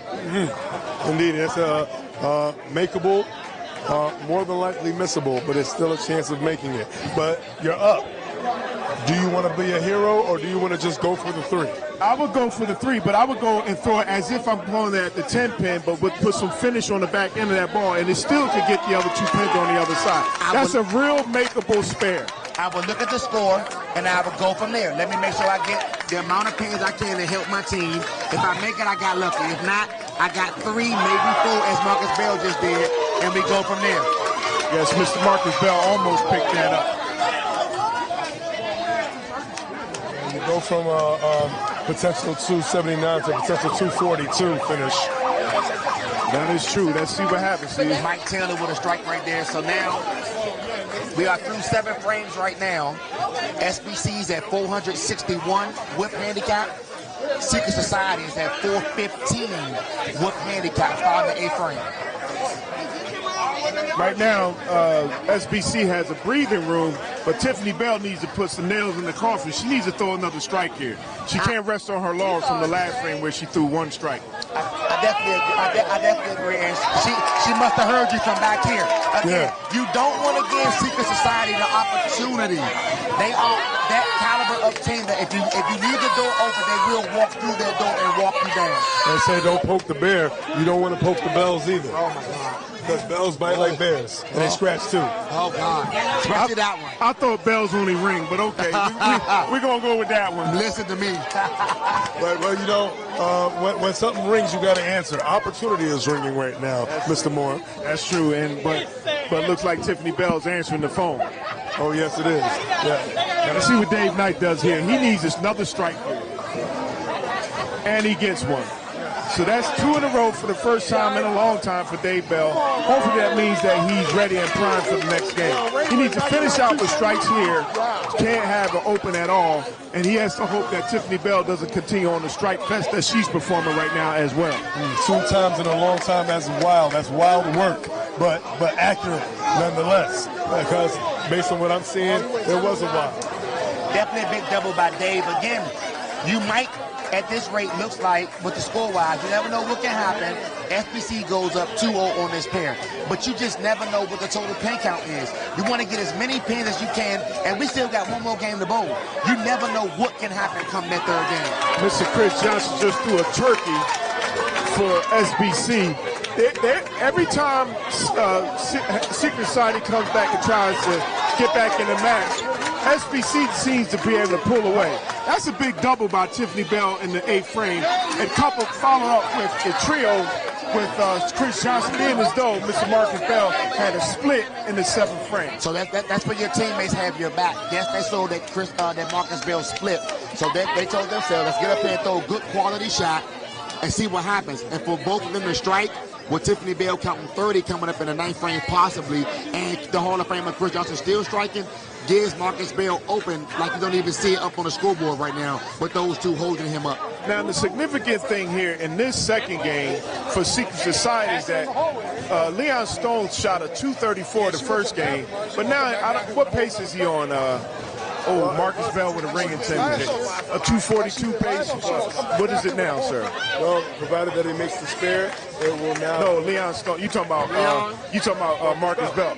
Provided that he makes the spare, it then changes to a 232 pace. Okay, now let's see what Leon Stone can do. Leon Stone needs to get hot and needs to follow through on what he's doing. He needs to throw a strike here again, and he does. That would like a little help. Good ball though. Again, that ball is a little bit slow. Get the 9-pin late, but still, you're right. Leon needs to get more focused. And again, we still got one more game to go. This is not over yet. You said to yourself, you bowl until your bowling shoes have to come on. And you get the many pins as you can get, no matter how far you down, you try your best to cut into the lead. They go all over that 10-pin was Mr. Marcus Bell. And you're right. You got to keep your foot on it right now. Chris Johnson, consummate professional, Hall of Famer, might I add, doing Hall of Fame things. We saw Leon Stone. He made his adjustment. And we see on the bottom right there, Michael Taylor smoothing it up himself. Maybe following the lead. Similarities between him and Leon Stone's game. Maybe feeding off of each other's adjustments. And once again, the person who leads off is the one who sets the tone here. Agreed. And it looks like Dave Knight has righted his ship from the first game, and Mike Taylor has also righted the ship, and now they're coming along with Leon Stone. The question is, can they finish strong with the opportunity here presented to them? Give Mike Taylor credit. That was a big shot, counting 30 going to the 9th frame. Because right now his team is down by 40-some-odd pins. They're still in this match. And Tiffany Bell comes back with a turkey. This is going to be interesting to see how you finish the game. Again, I think we talked about communication earlier. I'm going to keep repeating that because I really believe communication is key. Marcus and Chris Johnson were talking to Tiffany. She made a ball change after leaving back-to-back 10 pins. She's down on 3 in a row. Well, you know, that's that crock pot cooking. It may take a while, but in the end, it tastes so good. And right now, her game's falling off the bone right now. And we said before, Tiffany Bell in this building is one of them as far as the females go. She throws the ball. Hell, she beats some of the men in this building. She throws it really good in this building. Well, if y'all remember, I was mentioning to you guys earlier that she wasn't that far off. She kept getting 9 counts. She was always around the pocket. So it was just a matter of time for her to begin to step on the gas and begin to make some strikes here. 9th frame, big strike by Dave in the 9th frame for Secret Society.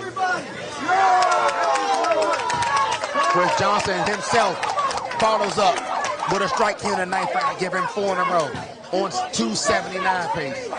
And I see, you know what? I see a lot of teeth being shown and with good reason. A lot of pearly whites, and they're trying to sing a lullaby, and they're trying to put the society of secrecy to sleep. Well, I'm going to say this here, and I'm no procrastinator, but right now, after this second match, SBC could be up by 400 sticks after this second game. And to me, after that, with that in mind, this match could definitely be over. You know, you may not be a prognosticator, but right now, if they keep doing what they're doing, we might have to get that proctologist to remove some toes and feet from somebody. How's that, Mercy Room? You got a towel? So, yes. What if they throw it back? Oh, that's not even talk that way. Yeah, we're not even going to talk that way. No matter. You can throw a towel if you want, but they may be throwing it. Well, guess what? Some people think things are done until they bite into it. You might have to eat what you just said. No matter what the numbers look like. I've never seen a team come back 400 pins down. Again, I agree, but you still bowl until the bowling shoes That's come right. on. You always bowl and give yourself a chance. And that's all you can do. At the end of the day, the way it looks right now, like we said, we don't really want to stamp it, but this looks like SBC will move on. Yes, but as far as Secret Society go, you want to give it your all until your all is no more to give. You always want to leave it out on the lane. Yes, You never want no it to matter be, what. Exactly. See if Mike Taylor throws another strike here. He get a 4 back here. And he leaves a ring and 10 pin. So again, I've been watching their pair, and I thought their pair also, depending on where you got the ball at on the lane, the 10 pin was going to stand. But I thought that others would definitely watch what was going on the lane to make the proper adjustments. But we've seen so many 10 pins right now. I think people are just comfortable getting the ball to the pocket as opposed to trying to carry it. Yes, exactly. And the funny part is nobody has any openers on either team. So it lets you know that they're bowling very good in terms of the level of competition that's here. But when you leave a lot of 9 counts, even though it shows that you're in the pocket, it's not, if your ball's not driving through the pins, it's not going to, 9 times out of 10, you're not going to get strikes. At the end of the day, you want to come in here and throw good quality shots, like I said. Secret Society, again, has been in this position before, but today it looks like SBC just came a little bit more ready today, the Secret Society.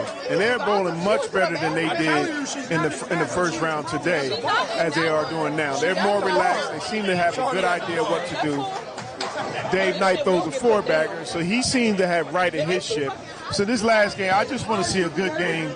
And I would love to see Secret Society win the match. Win the match. I would love that. I'm from the PA South. But I still think that right now, SBC is just too much to handle right now. But still, you keep fighting. Like you said, Dave threw that shot. Right now on the scoreboard is 607 SBC, Secret Society 594. You just don't want to give in. You still want to keep throwing because you never know what can happen. Dave threw that first strike to count 30, and Tiff Bell threw a 6 count. So again, you made ground, and that's all you really want to do until your bowling shoes come off. You can't do no more than that. Yeah, that thing called momentum makes a world of a difference. Dave Knight needs to strike out, and he has to hope that Tiffany Bell at least gives a ringing pin just to give his team a shot. Doesn't mean that Secret Society's going to win, but you want that momentum going into the 10th frame. Secret Society has 2 spares, and SBC has strikes. Momentum is so key, especially when you're trailing, because you want to try to make.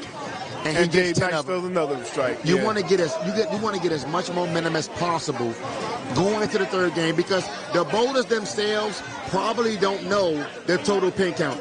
So you say to yourself, we could be down 40 or up 40. We could be down 100 or up 100. But what you want to do is keep bowling because you don't know what the pin count is. Yes, you want to continue on with the momentum for your team. Oh, and Tiffany Bell just did a major whiff. She got none of them. She ends that game with a 193, but her team is still in the major match. They're waiting for the second bowler here, Mr. Chris Johnson, to see if he can pick her up. He seems to have a very good look from the left side. That Hall of Fame on that left side, counting 30 if he throws the first one. But give Dave credit for throwing the first 2 in attempt and put his team in position to have a chance. You just never know what can happen. Like we just seen Tiff Bell go 6 count and get none of them. So you just never know what can happen here with Chris Johnson. But again, Hall of Famer throws it good, and Dave is making sure that he throws it good because he's making sure he finishes out for his team. That's right. Chris Johnson said he's not just another name. He's bringing his game. He's got big game today. He's the Chris Johnson. Yes, sir. Yes, sir. For the reminder for the people who don't know. He said you better recognize. And Dave Knight throws a 7 count for the last game. Dave Knight. I'm on the mic.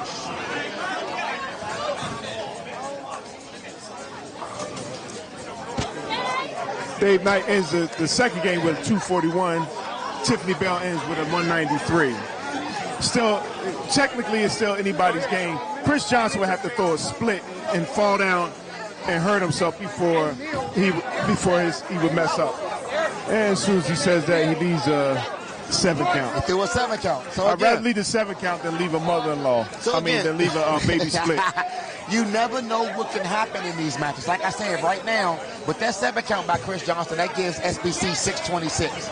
Secret Society has 621 with Leon not throwing the ball yet in the 10th frame. You just never know how it can go.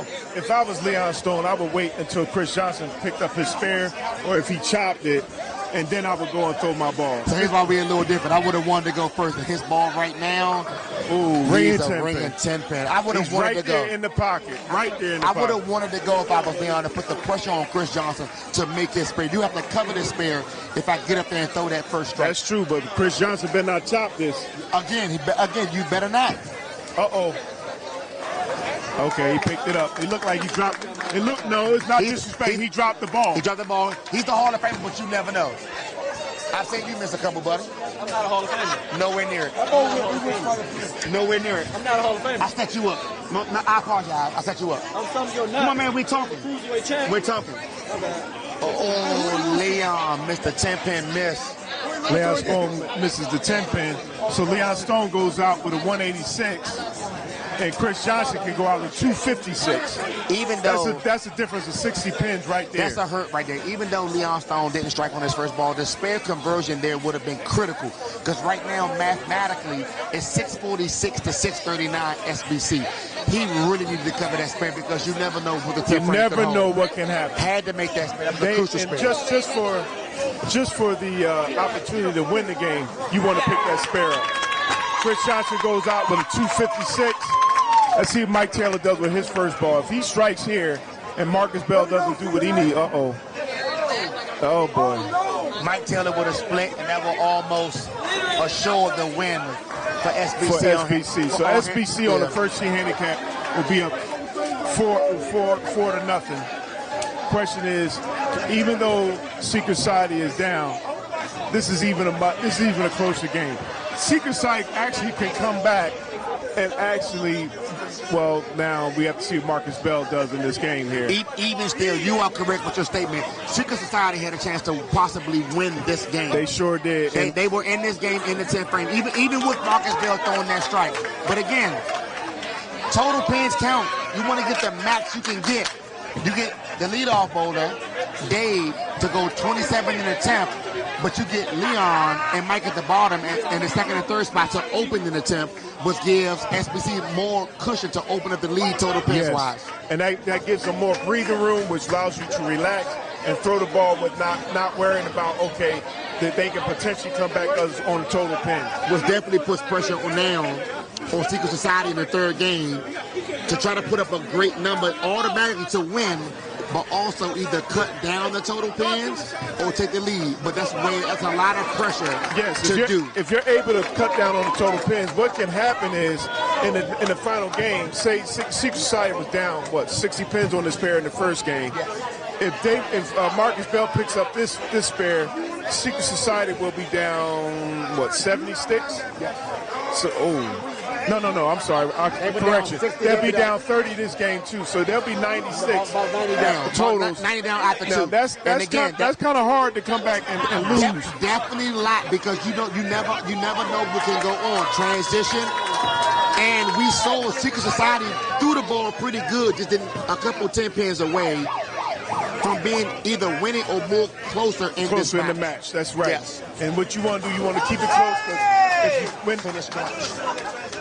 if you keep the game close, you never know. I know. So now we're going to go down here to the scratch pair again to finish up the match. Back down here in the scratch pair, Kenny Lowe with a strike to start off game number 3 in the anchor spot for SBC. Mr. Kenny Lowe throwing strikes, Ace Austin, and Mr. Young fella, Mr. 21-year-old. If my man serves me correctly, SBC is up on the scratch pair 2 games to nothing.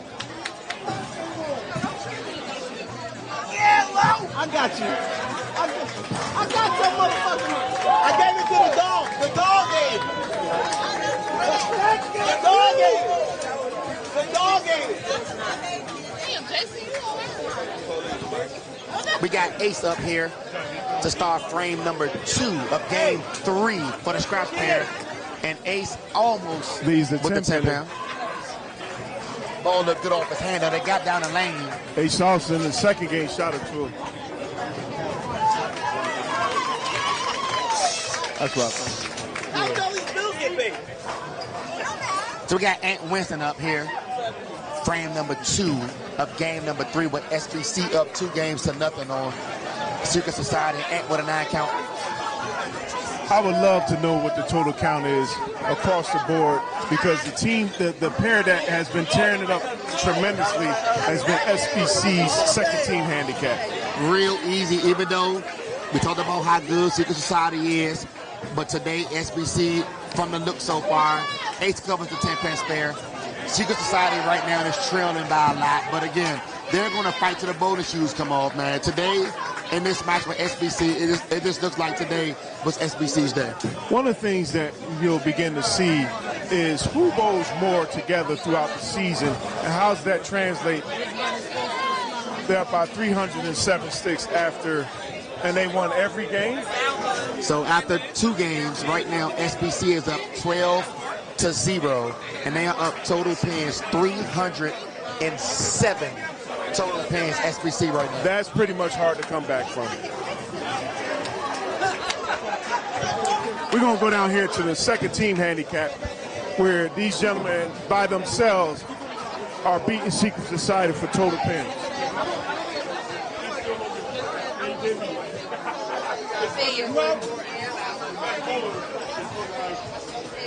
So down here on handicap 2, the SBC at the leadoff spot, we have Rajon Lord Rocky McCray.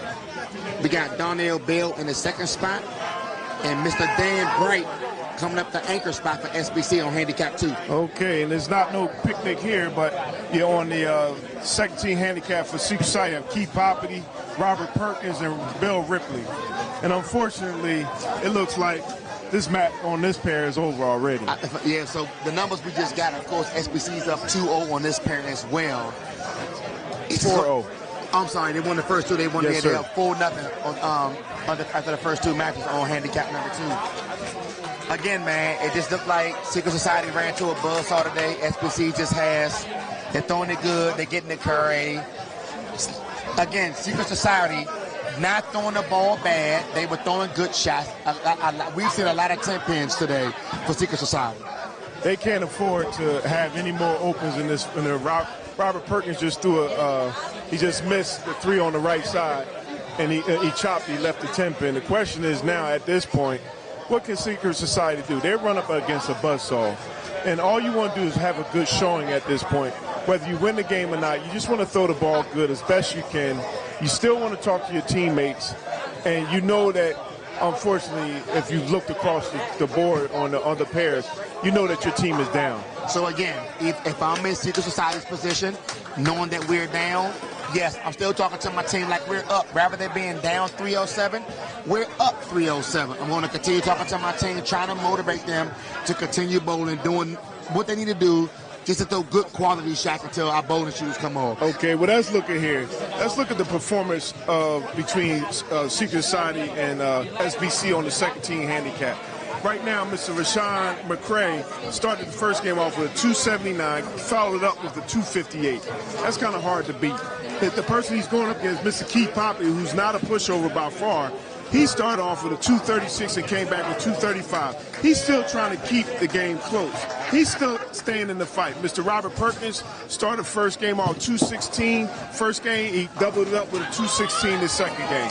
The question becomes, Mr. Bill Ripley is having some struggles in this game. He had a 189 and a 157 versus Mr. Darnell Bell on the team for SBC as the number 2 bowler. He shot 216 first game, so he tied Mr. Robert Perkins, but the second game he shot a 158.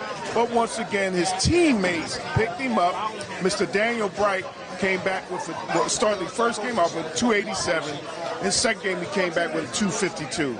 The question is, what can Secret Society do to try to change this fortune here? So again, they're down 307 total pins.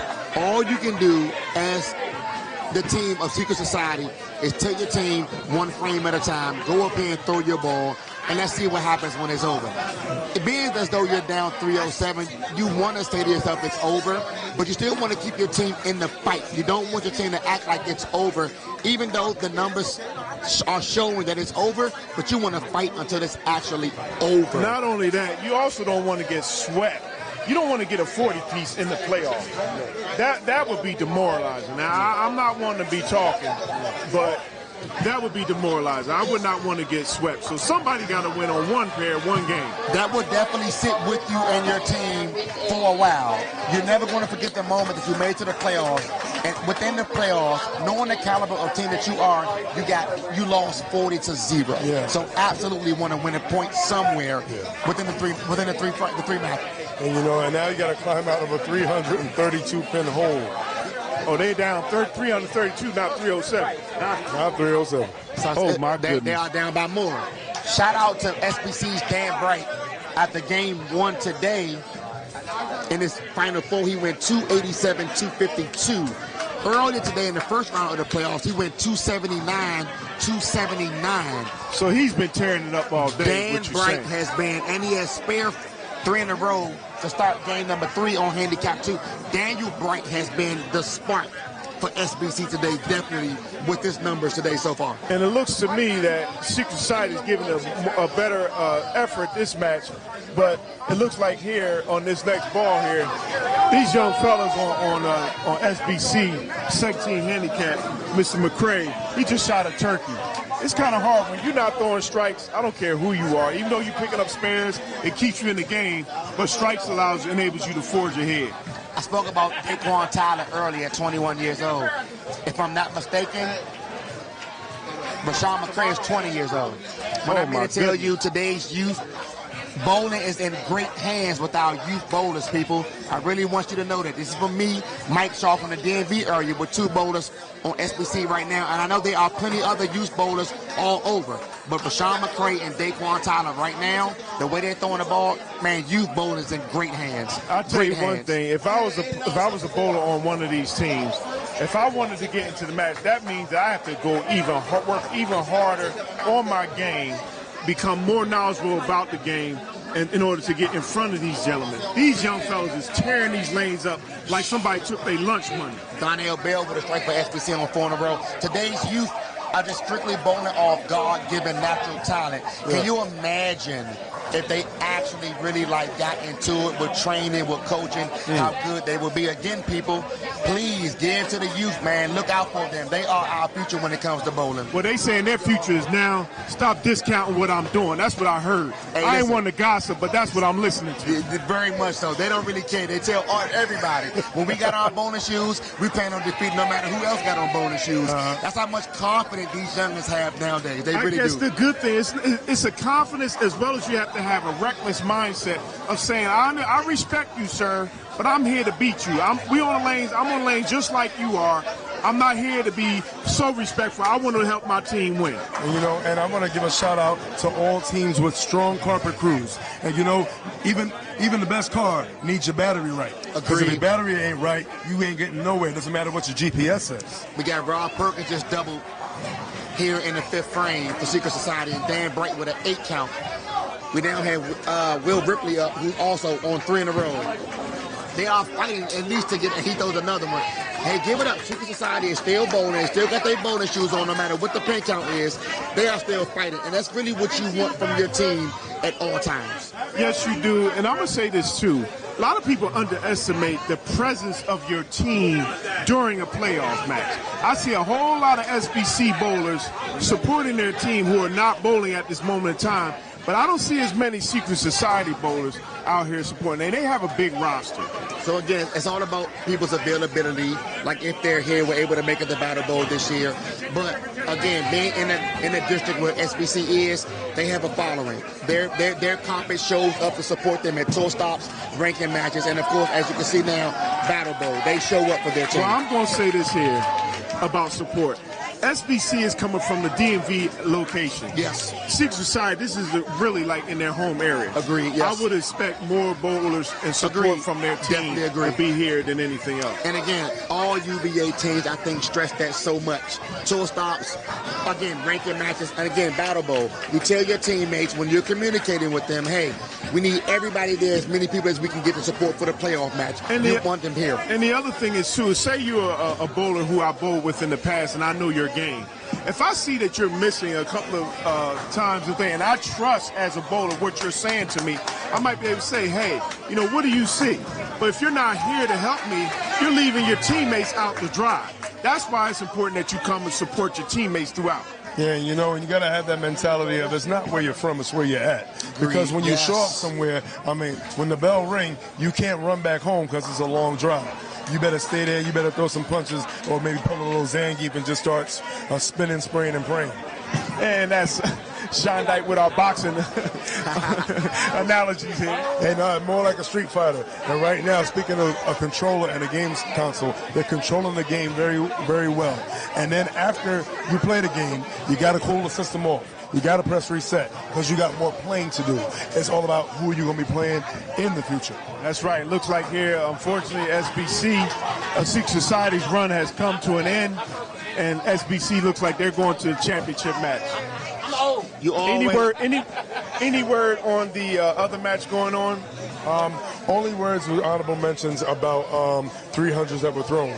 I'm going to go look to see exactly what that's looking like, and I will be back to you with that. Appreciate it. Good look. So we got right now, I think that's Dan Bright with an 8 count for SBC here in the 6th frame. Handicap 2, we have 391 for SBC. Secret Society has 359 with Will coming up in the 6th frame on 4 in a row. So again, like you said earlier, you just keep fighting until it's over. And right now, Secret Society is trying on his handicap 2 pair. And if Bill Ripley throws a strike here, which it looks like he did, Secret Society have a 389. His game is actually closer than this is their best game on this pair. So far, since they've been bowling the game, yes, it is. Even with Rashawn McCray and I think that's Darnell. Is it Darnell Bell? Yes. And Darnell Bell are both on counting on. Darnell Bell is on 5 in a row, and you have Rashawn McCray on 4 in a row. And Secret Society is still right now down 12 pins. They're still fighting, even though the match mathematically, numbers-wise, is over for Secret Society. But you have the handicap 2 pair right now. They are still fighting for a point. They need a point because the most important thing at this point is not to get swept. I don't think nobody ever wants to get swept, man. That's how you. And then, like you said earlier, it's in the playoffs. There's no way you get to this point and you get swept in the playoffs, even though Little Rocky does another strike for Rashawn McCray and SBC. Exactly. This is going to be quite interesting. Looks like Darnell Bell has an opportunity to throw a 6-bagger, 6 in a row. Follow his leadoff man, Mr. McCray. Looks like Daniel Bright get to take the rest of the afternoon off almost. The way it looks so far, but again, I don't know if they want the 40-piece or not. I know there are some teams, when they are in this position, they want the 40-piece. Keep with a 10-pin. Some teams, when they realize that they up right now and want the 40-piece, they actually go get it. But again, Secret Society still, knowing that they're down, knowing that there's a high chance that this is over, they're going to lose. They are here, still bowling, still competing, trying to get a point from somewhere out of these three matches. Yeah, I'm going to do some psychological things. One of the things you can do, you can slow the pace of SBC up by taking a little longer on the lanes. The other thing is you can make it so that you can jump in front of their bowler and bowl first to see if you can at least change their focus at least on the match. You got to do something different to change the momentum that SBC is just running through here. So what we've seen so far watching all three pairs, SBC was in rhythm. Their bowlers were in rhythm, shots were flowing, good quality shots, communicating. So, yes, you're right. Let me take my time before I go bowl my first shot in the 5th frame. Let me go talk to my teammates. Let me make you say to me, hey, you're going to bowl, like, what's taking so long? Do whatever I can to get you off tilt just a little bit. Just a little bit. To see if that bothers you. Because having a free swing like this is hard to defeat. I don't care what team you are. That is correct. And the problem is that they cannot slow down the momentum that SBC is exhibiting on the second team handicap. It's unbelievable how good they're bowling today. You would have thought they were scratch field. Yeah. So here's Sean Knight with the update. Yeah, so right now, I didn't get it on paper, but right now Mutiny is up 8-4, but they're battling to get total wood. So it's coming down to the wire. What is the difference right now in your estimation of the total wood? Well, when I went over there, it was around 28 pins. Oh, so that's within range in order to finish off the match, in order to steal the match away, be honest with you. Yeah, within whisper room, and right now the whispers are sounding like screams because every single pin counts in that kind of situation. And just for the record, who is Mutiny bowling against? They are bowling against Train Wreck, who have a total of maybe 300s that were thrown in big match situations. We have Carson, we have Chris, Jerome, Chris Tremaine. And there was, I may be having foresight. So far, only 2. Maybe I'm predicting the future. All I know is that Trainwreck, if they knock off Mutiny, you have to wonder if they're the favorites to take everything. But another argument, you cannot argue about somebody who came into the match before going into the finals and just potentially gave a 40-piece out. Now, yes, that's true. My next question is this. Who's winning the match in the third game thus far in the third game between Mutiny and Trainwreck? I blinked twice and it shifted twice. So right now, Okay. Only thing I know is still close. It's very close, and I will definitely be looking forward to see what's going to happen there, because it can either be someone steering a pirate ship or someone steering a runaway train. I wouldn't want to be around neither one of them. Yeah, big vehicles. They sound like trouble. Yeah, big vehicles. This could be an all-South Battle Bowl final, is what you're saying, sir. It could be. The North being, when you see the North and you see teams like BC that got knocked out and Royal Flush that got knocked out, you got to wonder, what do I have next year? What do I have to do to prepare for next season? Exactly. Who do I have to recruit in order to make a difference, to complete my team, to take me over the top? This year, SBC has a lot of young fellas in terms of Mr. Rashawn McCray, Mr. What's his name, Daquan Tyler, and Mr. Kenneth Lowe. Those gentlemen are making a world of a difference when it comes to finalizing the playoffs. In this playoff, they're making a big difference, as well as Mr. Mr. Daniel Bright. These gentlemen are having an outstanding playoff performance, and they're making a difference. So as you continue to see, they're not letting up off to allow the Secret Side the opportunity to get back in this match. Yeah, as we see the Richard Nixon up there on lane 60, the crook himself, Darnell Bell, is stealing away all aspirations of moving forward in the playoffs. And you mentioned the young bowlers coming here with what the old timers call out of piss and vinegar. They just know how to just keep going. They don't know how to get stopped. They get tired. Tired is basically fuel for them. And that's a good mix, kind of San Antonio Spurs of youth and talent and raw just drive and experience and knowledge of the game. And that's true. And unfortunately, Secret Society has a lot of injuries this year, in which is affecting their who they put in the lineup. In terms of Mr. Troy Lent, a couple other players, Mr. Donald Powell. These are guys who are very familiar with high performances in the playoff. Donald Powell's bowled in other playoff matches in the past, but unfortunately he was not able to be here due to injury. Yeah, and hopefully they get better. We already know that they're strong. They're going to come back stronger than ever, and whatever they can contribute on the lanes, they will, and whatever they don't contribute on the lanes, they'll contribute to other bowlers. Energy is only transferred, never lost. That's true. I just don't want to see Secret Side take a 40-0 match in this game. I mean, I like Nuggets like the next person, but I never want to see them made in front of me, because it's not a good process to be watched. Exactly. Once again, Mr. Will Ripley is having a great game in this third game. All right, come on back. And you know what? We got to say this. Shout out to Secret Society. It is never going to be a secret how tough they are.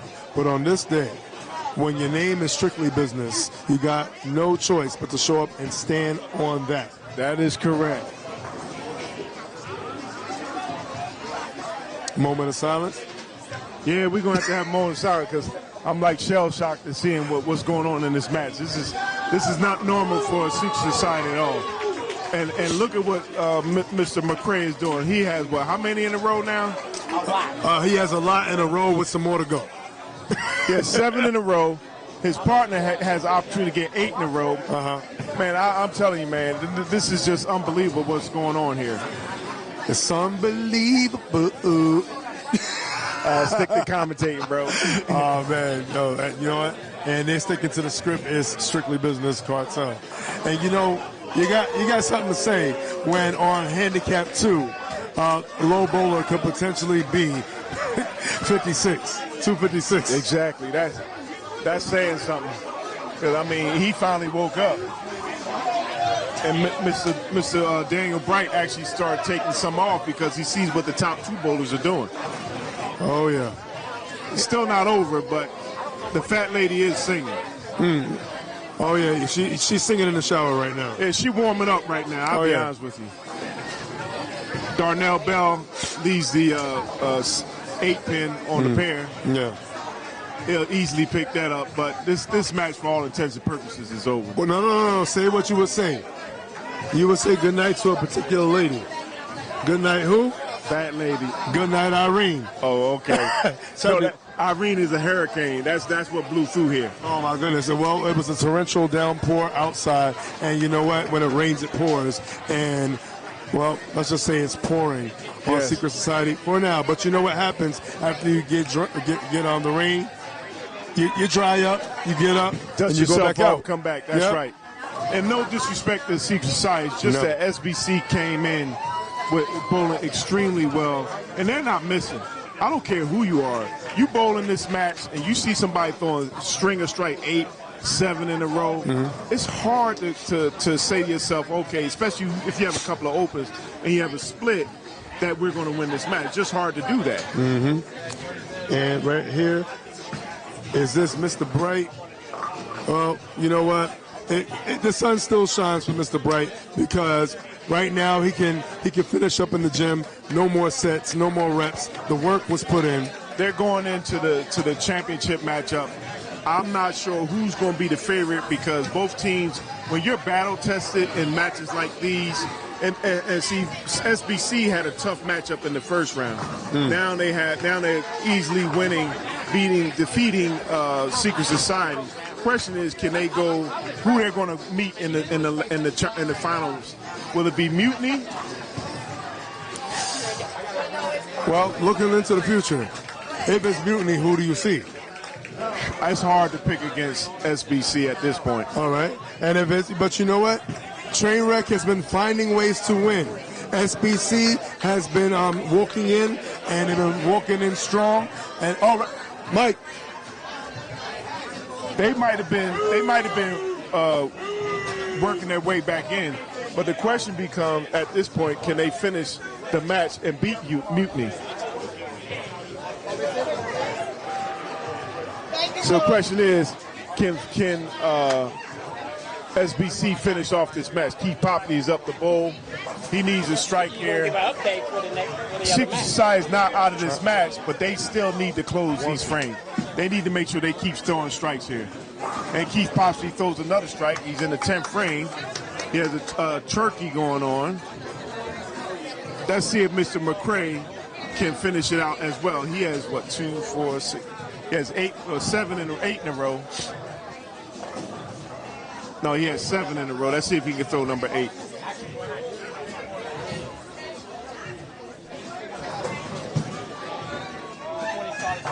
And he does. He throws 8 in a row. Like I said, I don't care what's going on. It's hard to beat a team like that.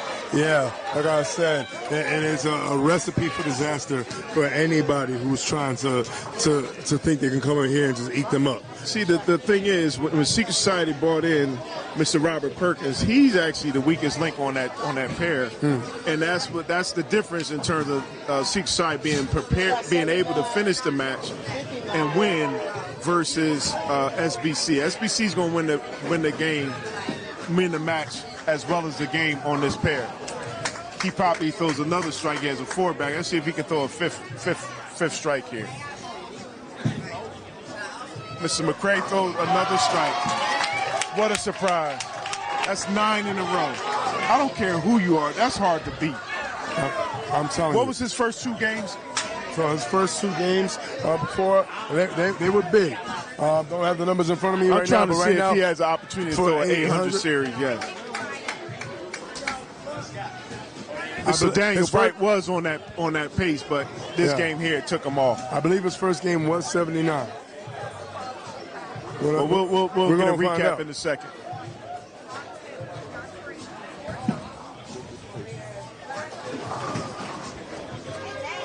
Keith Popley throws a 9 count, but it goes out with a 247.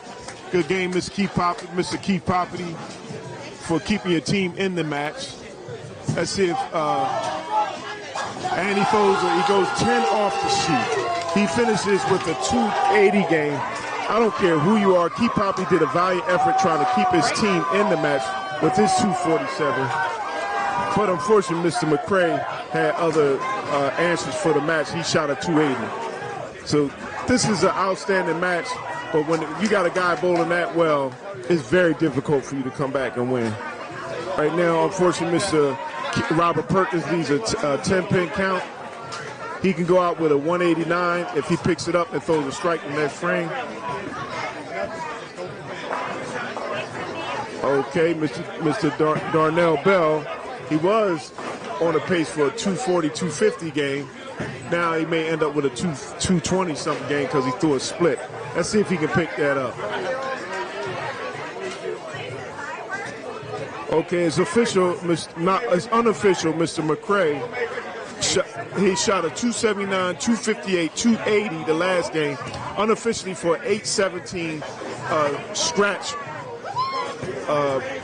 score. And unfortunately, Mr. Bell did not pick it up. Doesn't seem like his team. He goes out with a 230. Doesn't seem like he needs it because Mr. Robert Perkins has struggled this game, unfortunately. Mr. Robert Perkins goes out with a 189. Let's see how SBC finishes this match. This match is not over. If Mr. Daniel Bright throws a split, this can make a difference. Yeah, definitely throwing punches. Secret Society throwing punches. They have almost 150-point deficit in their favor. Unfortunately, everybody else couldn't get on the same accord. Now, based on what the scratch pair of Secret Society is doing this game, if other pairs could have at least did, dare I say, 75 apiece off of what they're doing, it would have been a game.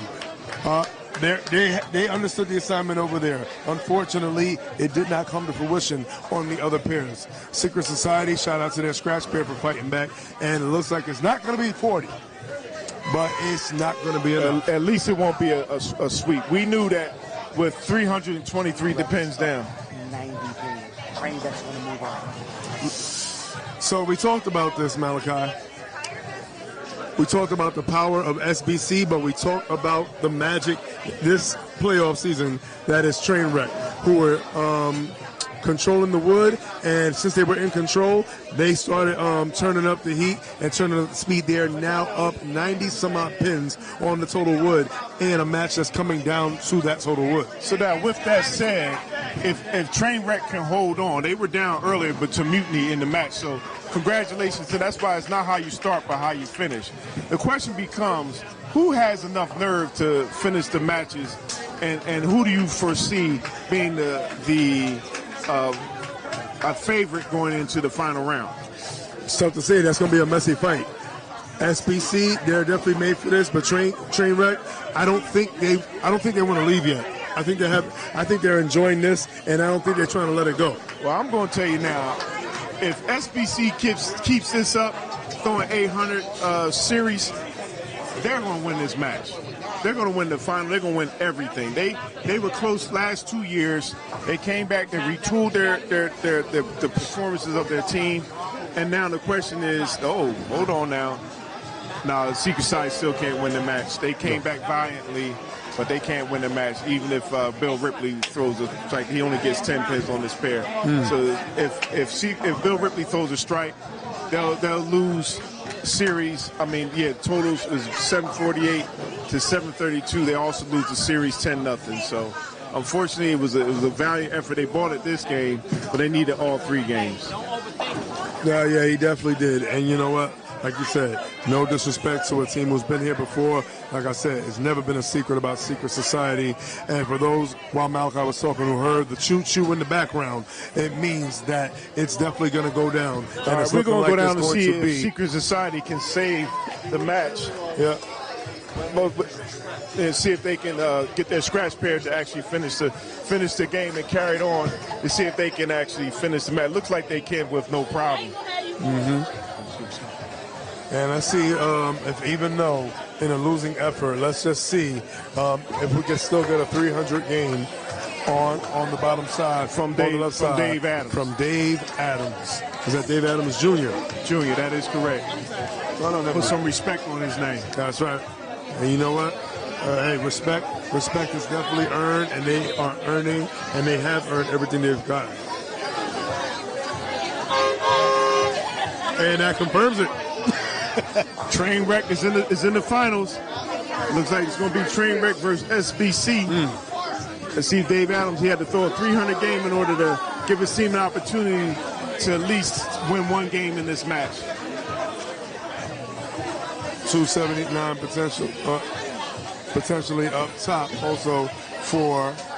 So even though someone shoots a 300, if you have another bowler who can negate that by being as close as he can, you only have to subtract the difference. So right now, Secret Society in this final game, I wonder how many pins they were down in the first two games. Because right now it looks like they can win by at least 100 pins. Now I think that Secret Society has an opportunity to take totals on the scratch pair. Oh, they definitely have an opportunity to take total on the scratch pair. It'll stop some of the bleeding, but it couldn't stop the initial drain out, which was that 332 pin deficit going in. Well, that's game three. That's across the board. We're talking about on this pair. Well, on this pair, they're definitely going to get total. Well, I'm not sure. That's why I'm asking. Oh, yes. I'm trying to determine what was the difference. The difference was a matter of about I want to say 80. But I'm going to get that sheet back from Mr. Shaw. I think they were down like 90 sticks, if I'm not mistaken. 97 sticks. I could be wrong. Yo, go get your paper, man.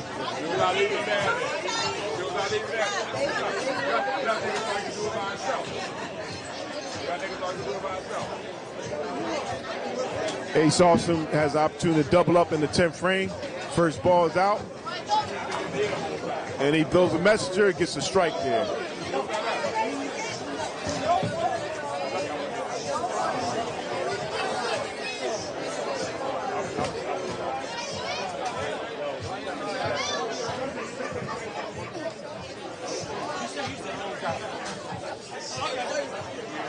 This only pair that won for Secret Society, though.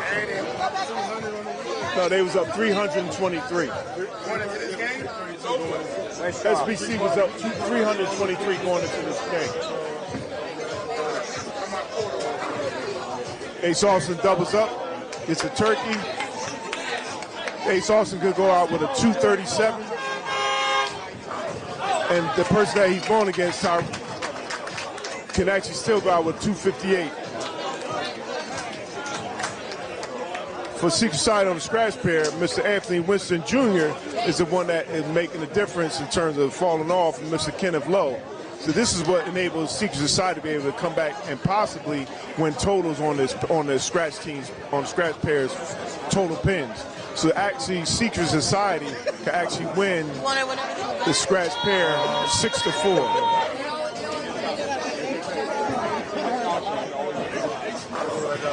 And Ace Austin goes out for the 237. Mr. Daquan Tyler goes out with a 250.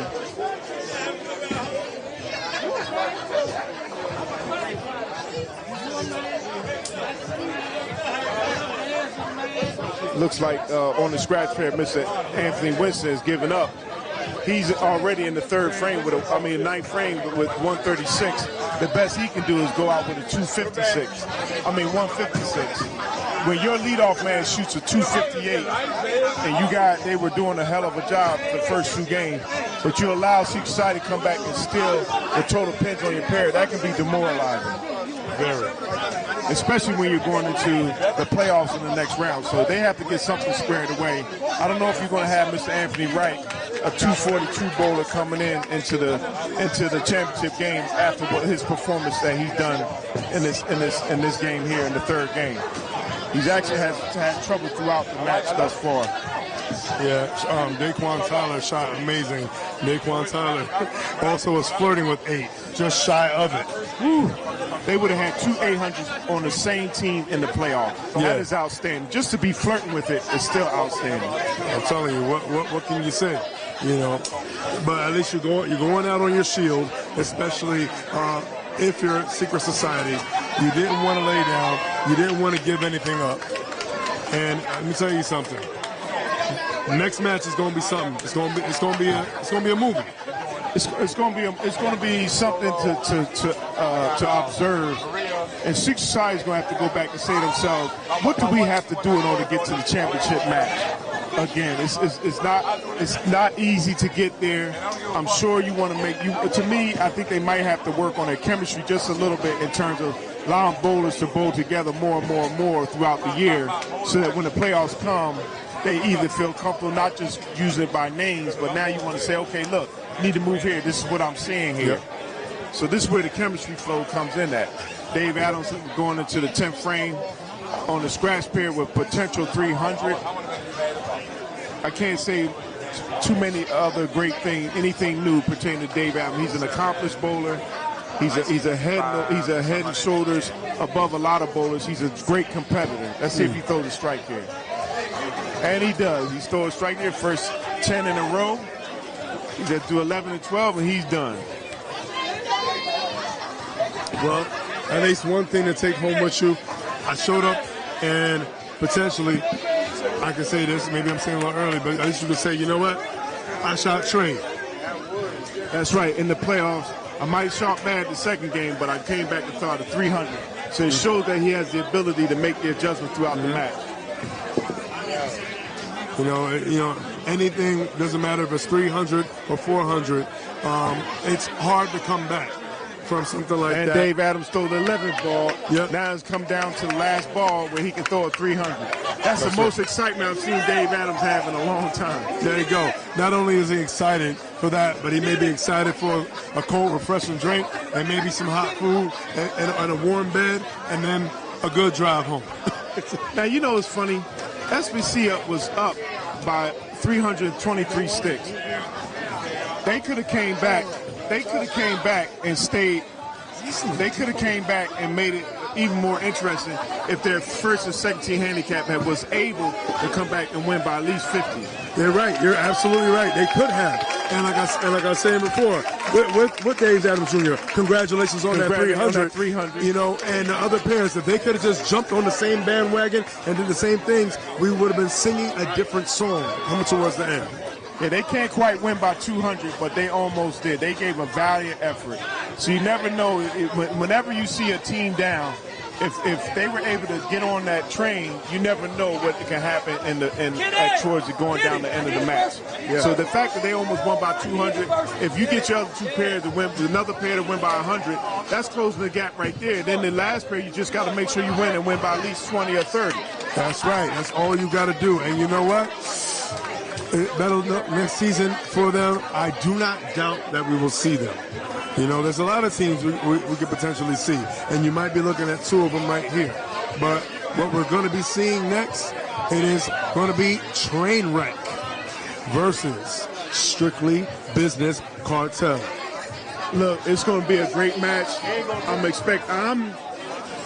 predicting that SBC will win the match, but it won't be without Trainwreck giving them all hell. You know what? Hey, and on that note, you can place your bets. You can get your bet windows up because the bet windows are open. And if you like who you like, get who you like. Because I know what? I like the action. I love the game. I love the hustle. I love working with Mr. Malachi Moore, the brain himself.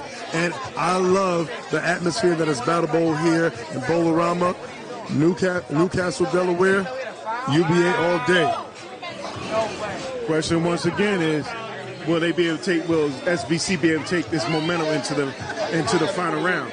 Now, I'm going to tell you something. Their scratch pair cannot afford to bowl like this.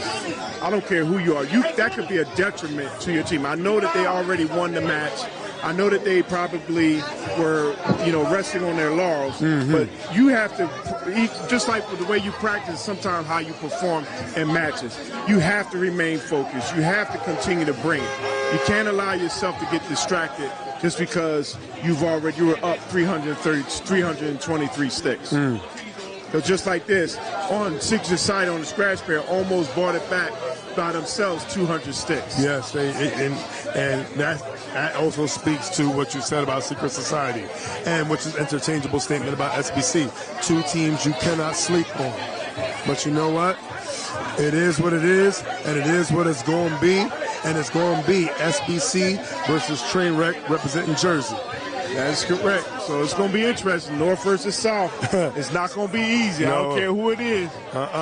You want some, come get some. Better be big enough, bad enough, take some. But we're going to take some time. I'm the voice of choice, Sean Dyfason.